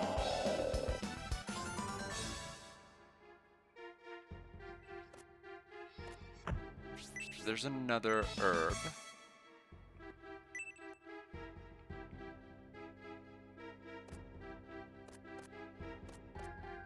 Okay, now that we've done that, this direction has what looks like a leather glove. Leather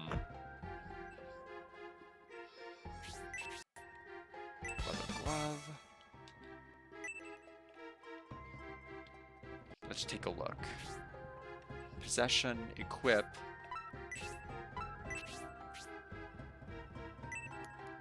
Cannot use. Oh, it's kind of cute that they have like a little, kind of like a little diagram of your body, like where it would be equipped. Okay, so okay, that's really good. That's really good for Rhodey. 3 extra defense. Okay. So, can't say, you know, kind of ambitious having, like, the very, very start of the game, like, having you unable to save at all like this. But, it's fun. It's a pretty fun game. Oh, it didn't do anything.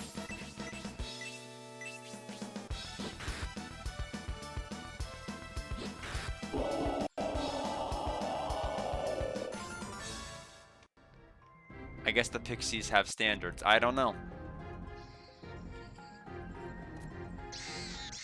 Yeah, it didn't do anything that time. I wonder if there's a cooldown.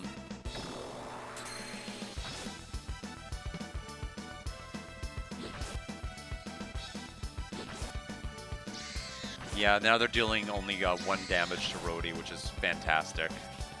It is a little bit unfortunate. It doesn't seem like I can control... If they're part of a group, I can't control who I hit. That is kind of a little bit of a downside. So Melody gains 6 HP back. I guess her staff has like a HP absorb ability. Or maybe that's her power attack. It might be her equivalent of the power attack.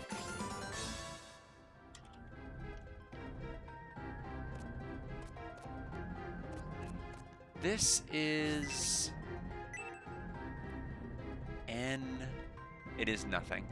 Okay, so when we go back to it looks like we're almost at the entrance.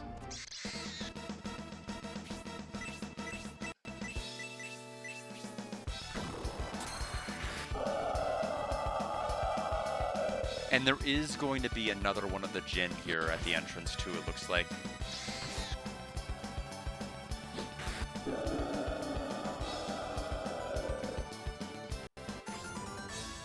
Melody leveled up.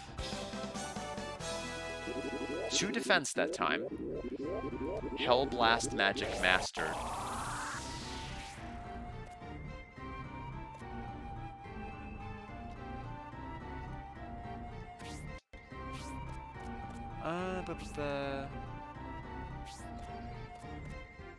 Oh, I wonder if I have to time, if I have to aim it, if I have to time my input exactly when the enemy is going to be directly in front of her. And otherwise you'll miss? I don't know. Ooh, blocked.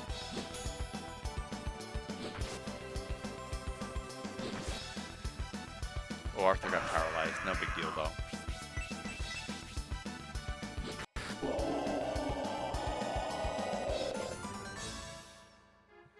Okay, so we can go this way.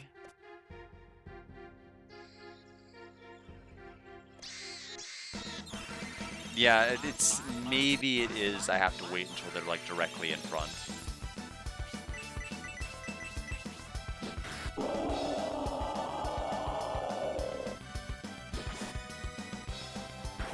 Oh, you got the pixie? Oh, you don't think it's a pixie tax? Okay, yeah, you think it's just a matter of timing it.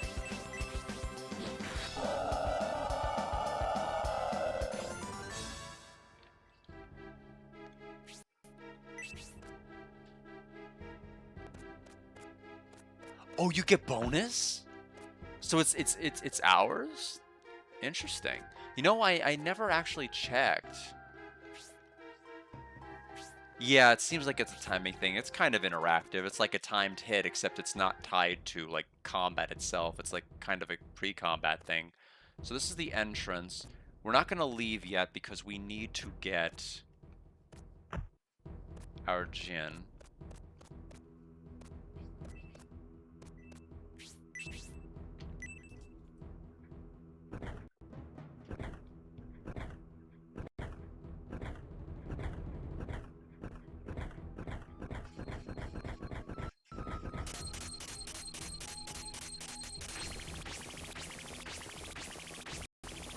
A leprechaun named Dana was found.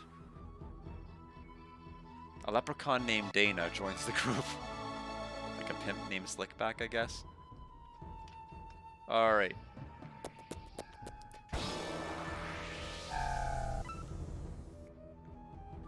They are raring to go. So let's go ahead and go. Let me go back to the guide. Okay.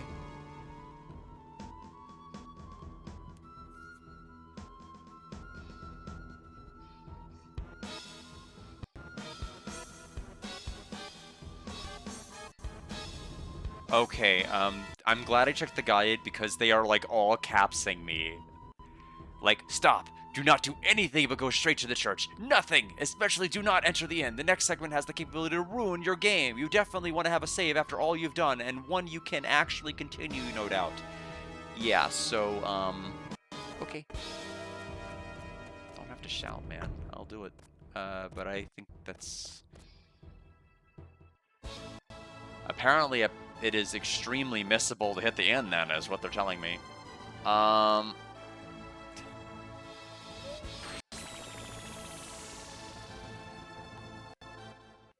Okay. Let me see if there's a map of the village so I don't accidentally go anywhere else. Desiree Village map. So this is the start. Church is... it's not even in the initial row of buildings. You have to go through here.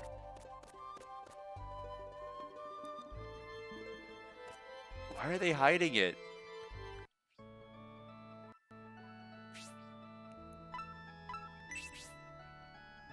What? Why did we moonwalk out of there? Get back over there.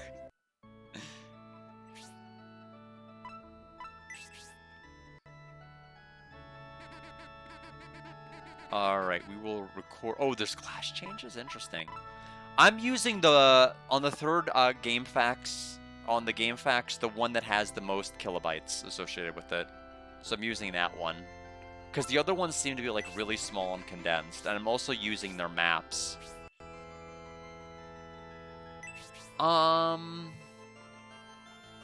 Better use the cartridge.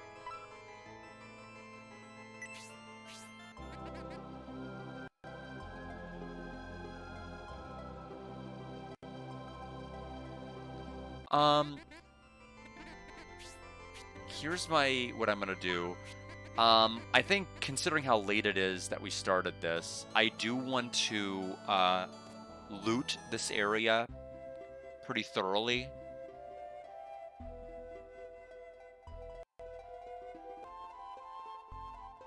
Okay, so there is a side quest. Yeah, I'm thinking it'll hopefully be better. Looks like there's an incubus.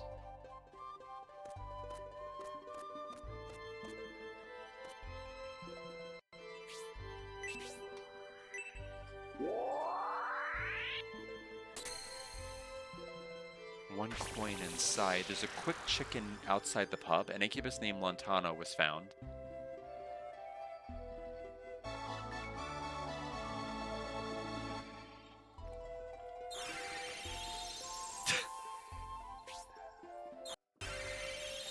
All right then.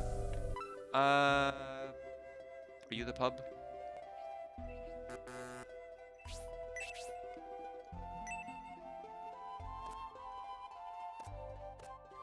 Oh, I know what the confusion is.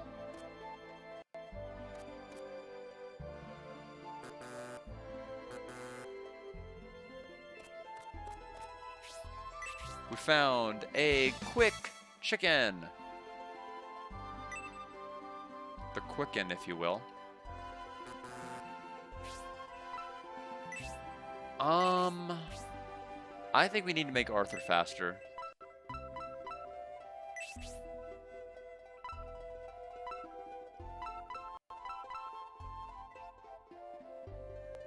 Five speed? That sounds like a lot. Spawn from different directions. You can apparently switch fairies on the fly. Interesting. So, shop. Let's go to the shop next. How much money do I have right now? Possessions. Is it going to be in our possessions menu? No. Let's just go to the shop then. We need to make sure everybody is leveled up. We are the specialty store that sells armor. If you need anything to protect your body, we can help. I do like this interface, being able to pan your camera and know everybody's names, know the roles of the people that are there. So if someone tells you to talk to X person, you don't have to go through 4 lines of text to be able to be like, okay, this isn't the person I needed to talk to. So that's really handy. Like it's interesting because it's not the most creative idea to just plaster their name or their role in front of you, but it's the most effective. I would not have thought of it. It's so simple, it's actually smart. Hello and welcome. We have all kinds of armor for sale. Feel free to look around. Didn't you buy something earlier? What kind of armor do you need? That's a good question. What kind of armor do I need?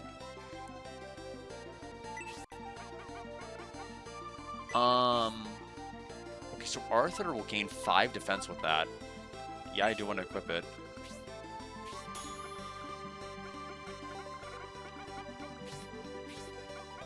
$712 left.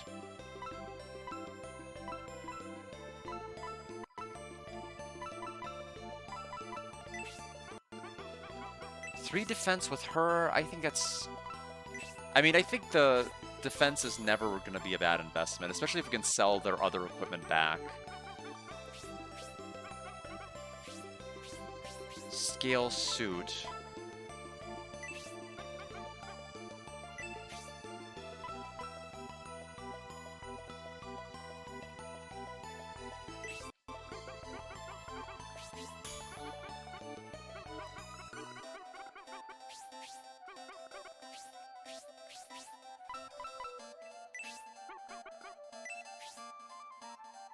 Oh, so this is even better than the one I had, or is this separate?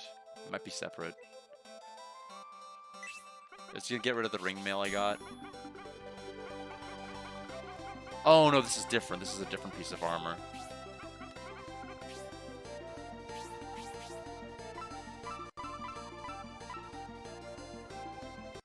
Battle pacing is pretty good. Dungeon pacing not so much. Yeah, I mean, I'm not too worried.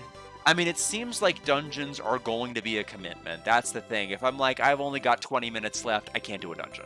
I mean, that's kind of what I'm going to have to concede here, is that it may not be the best in terms of, like, it's not going to be like Super Mario RPG, where it's like, I can knock out this area in 10 minutes.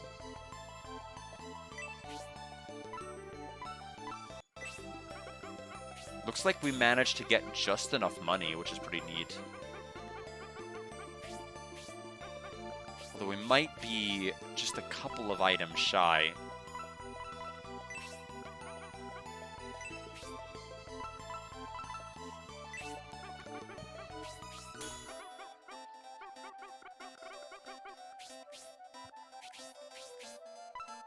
Ooh. 4 coins short for that. That would have been for her. Now, we did just get a glove. Oh, it's the one he has. And is this the circlet that we already picked up?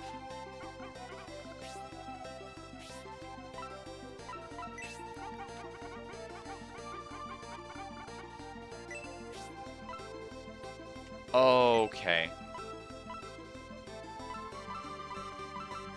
Yeah, we already have the iron circlet, so we're fine. But yes, we are going to sell the one that she has.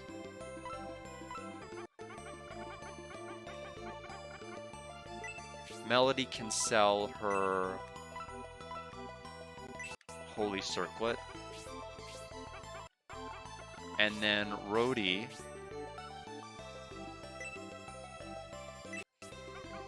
sell the mesh gloves.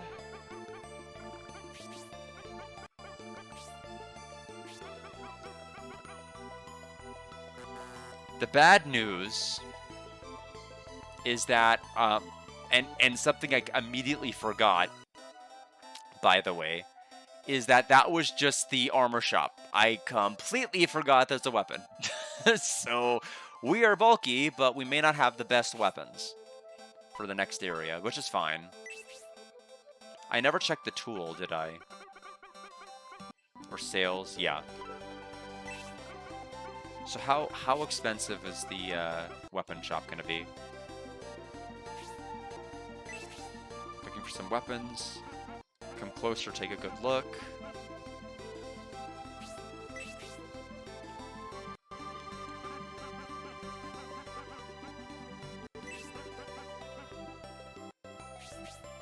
Oh, we can afford the bronze staff. 5 extra attack. Sure.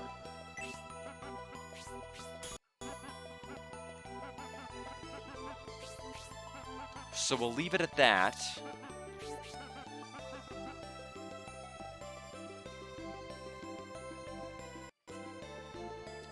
Now the blacksmith. According to this map, the tool shop has an herb, antidote, herb, and angel wing.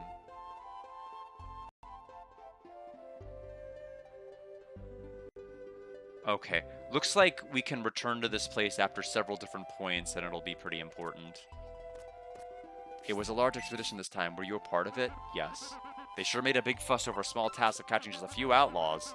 I got all excited and thought that a war had broken out or something. Alright. Before we do any story trigger stuff, I think we need to stop for the night.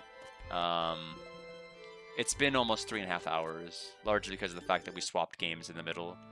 Yep, definitely happy with the choice to have picked this over Shining Force 3. This is definitely a better game. So far, I like it. It's just one of those things I'm going to have to be pretty mindful about, that I may not have a ton of time to be able to complete this.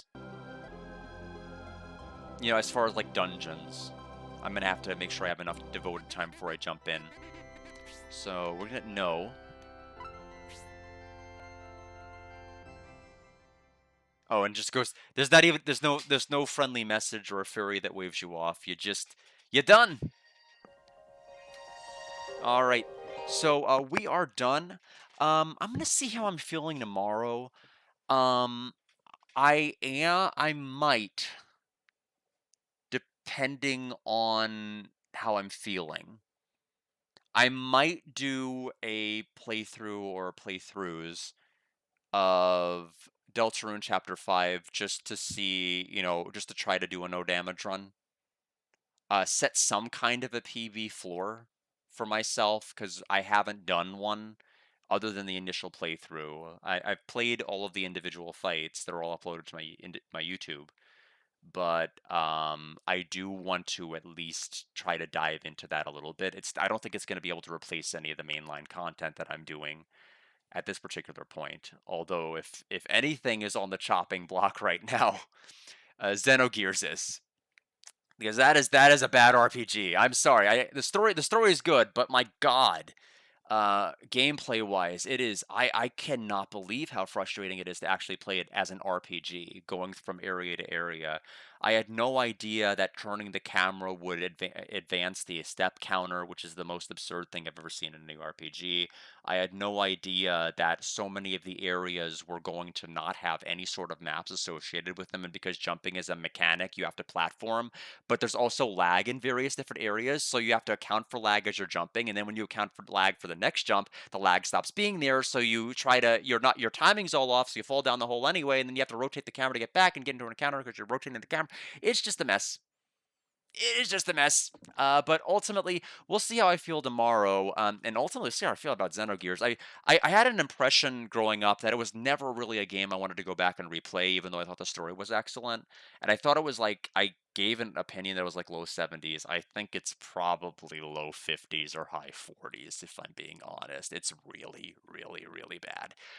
But the story is incredible, and I guess I mean for nothing else, other than that, I think you should probably like watch a cutscene compilation or something because the story really is that good. Like even from the presentation cinematically and what they're doing, I think it's really really good. It definitely needs a remaster of some kind, and I don't even care about the disc 2 stuff. Like, setting that issue, that never really bothered me playing it back then. I wasn't bothered. It's clear they wanted to do a lot more, but I think that's the least of this game's problems. That is not something that would ever make me say I don't want to play this game because of how they didn't have the money to do this too. That's not really the issue with the game in terms of its mechanics. I think it wanted to be Chrono Cross so bad and just didn't know how to do Chrono Cross, even though SquareSoft published both. So because like whenever you use AP in Chrono Cross, you can still take other actions if you beat an enemy. If you hit an enemy and you have like 6 AP left, you can use a spell and you can execute it on another enemy. Now, of course, using a spell consumes 7 AP points, but if you use 1 AP and you kill an enemy and you have 4 left, your turn's over. You didn't want to do anything else, did you, buddy? You had 4 AP left? No, no, sit your ass back down. Somebody else's turn. And I'm like, why? Why does it have to be like that? Why can't it be like Chrono Cross? Like you have AP, you have all of these things, and it's just like it was all they needed to do is like let you take extra actions once you knock an enemy down. It's so funny to like only need to use a weak attack, do like 12 damage, watch an enemy drop, and your turn's done. Like I come on. It's so weird. But in any event, we will be playing that again on Monday, and we'll see. Whoa, what are we playing? If it's 50,000, it's an RPG. Pokemon Unbound. What? Let me take a look at that. Pokemon Unbound. Massive, critically acclaimed fan-made Game Boy Advance GBA ROM hack of Pokemon Fire Red, created by Skelly and a team of developers. It features an original story set in the Boreas region, monsters from Generation 1 through 8, modern mechanics like Mega Evolution and Dynamax, and extensive quality of life additions. Okay. Includes reusable TMs, an automatic EXP share toggle. I like that. That sounds pretty good. Unlimited bag storage. That sounds really great after gold. That was a pretty miserable feature in gold. I'm like, it's like because it's funny. Like once you got all of the apricorns were dumped into your main inventory to where like you couldn't hold anything else. So I'm like, this is this is quite bad. Why can't there be an apricorn bag? Like there's a bag for like Pokeballs and all of these other things. It's so strange. Um, so let me go ahead and let me see if I can search for it right now. I don't think it'll be. I think I know exactly where to find it.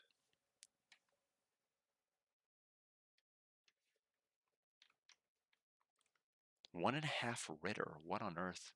Point and click English patched. Anyway, Pokemon Unbound. Oh, it's not. Okay, let me see if I can find it. It might be.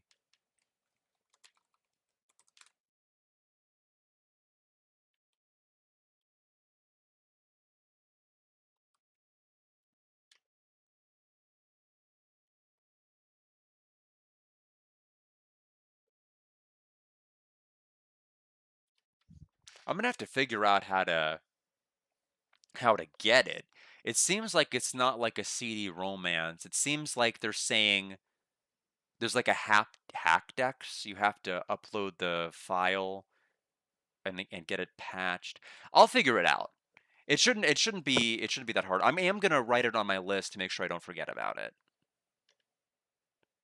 Now I'm wondering, is this something like, can this even be played on my analog pocket, or am I gonna have to find a different way to play it? It's kind of secondary concerns. I'll figure it out. Yeah, so I'll go through and patch it. That should be fine. Let me just go ahead. Pokemon Unbound.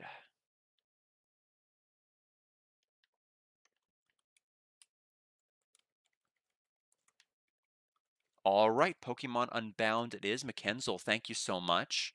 I will look into that, and who knows, we might end up in a timeline, depending on when or if I drop Gears. Which I mean, if there's one more frustrating game mechanic introduced in Gears, I will drop it. Like if there's anything else that makes its score possibly drop lower, it's gone. But I feel like there's very few things that they're going to introduce at this point that would drive me crazy. But I can't believe how bad it is to actually play it. Just to watch it, it's like the best story I've ever seen on anything PS1. But to actually sit there and play it, um, a lot of issues, a lot of problems. But I'll go ahead and patch that. And I will see people tomorrow if I'm feeling up to it. I'll try to go through a no-hit run of Deltarune Chapter 5. Only one person has done it. Gon did 4 days after the game came out, which is the fastest any chapter of Deltarune has been no-hit. I'm anticipating I'll probably be hit about 6 to 7 times. Maybe if I'm unlucky, probably. Although I'm being, I should probably be a little bit more humble. I think I'll probably be hit anywhere between 9 to 10. There are multiple choke points. One of the first fights, about what major boss fights, probably about 12 minutes in, might be a problem. I don't want to name names in case people are wanting to avoid spoilers, haven't played it yet, but you will not be able to avoid spoilers if you join the stream tomorrow. So come at your own risk. All right, that'll be it for tonight. Thanks everybody for stopping by. I will be sticking with Shining Force, or excuse me, Shining the Holy Ark.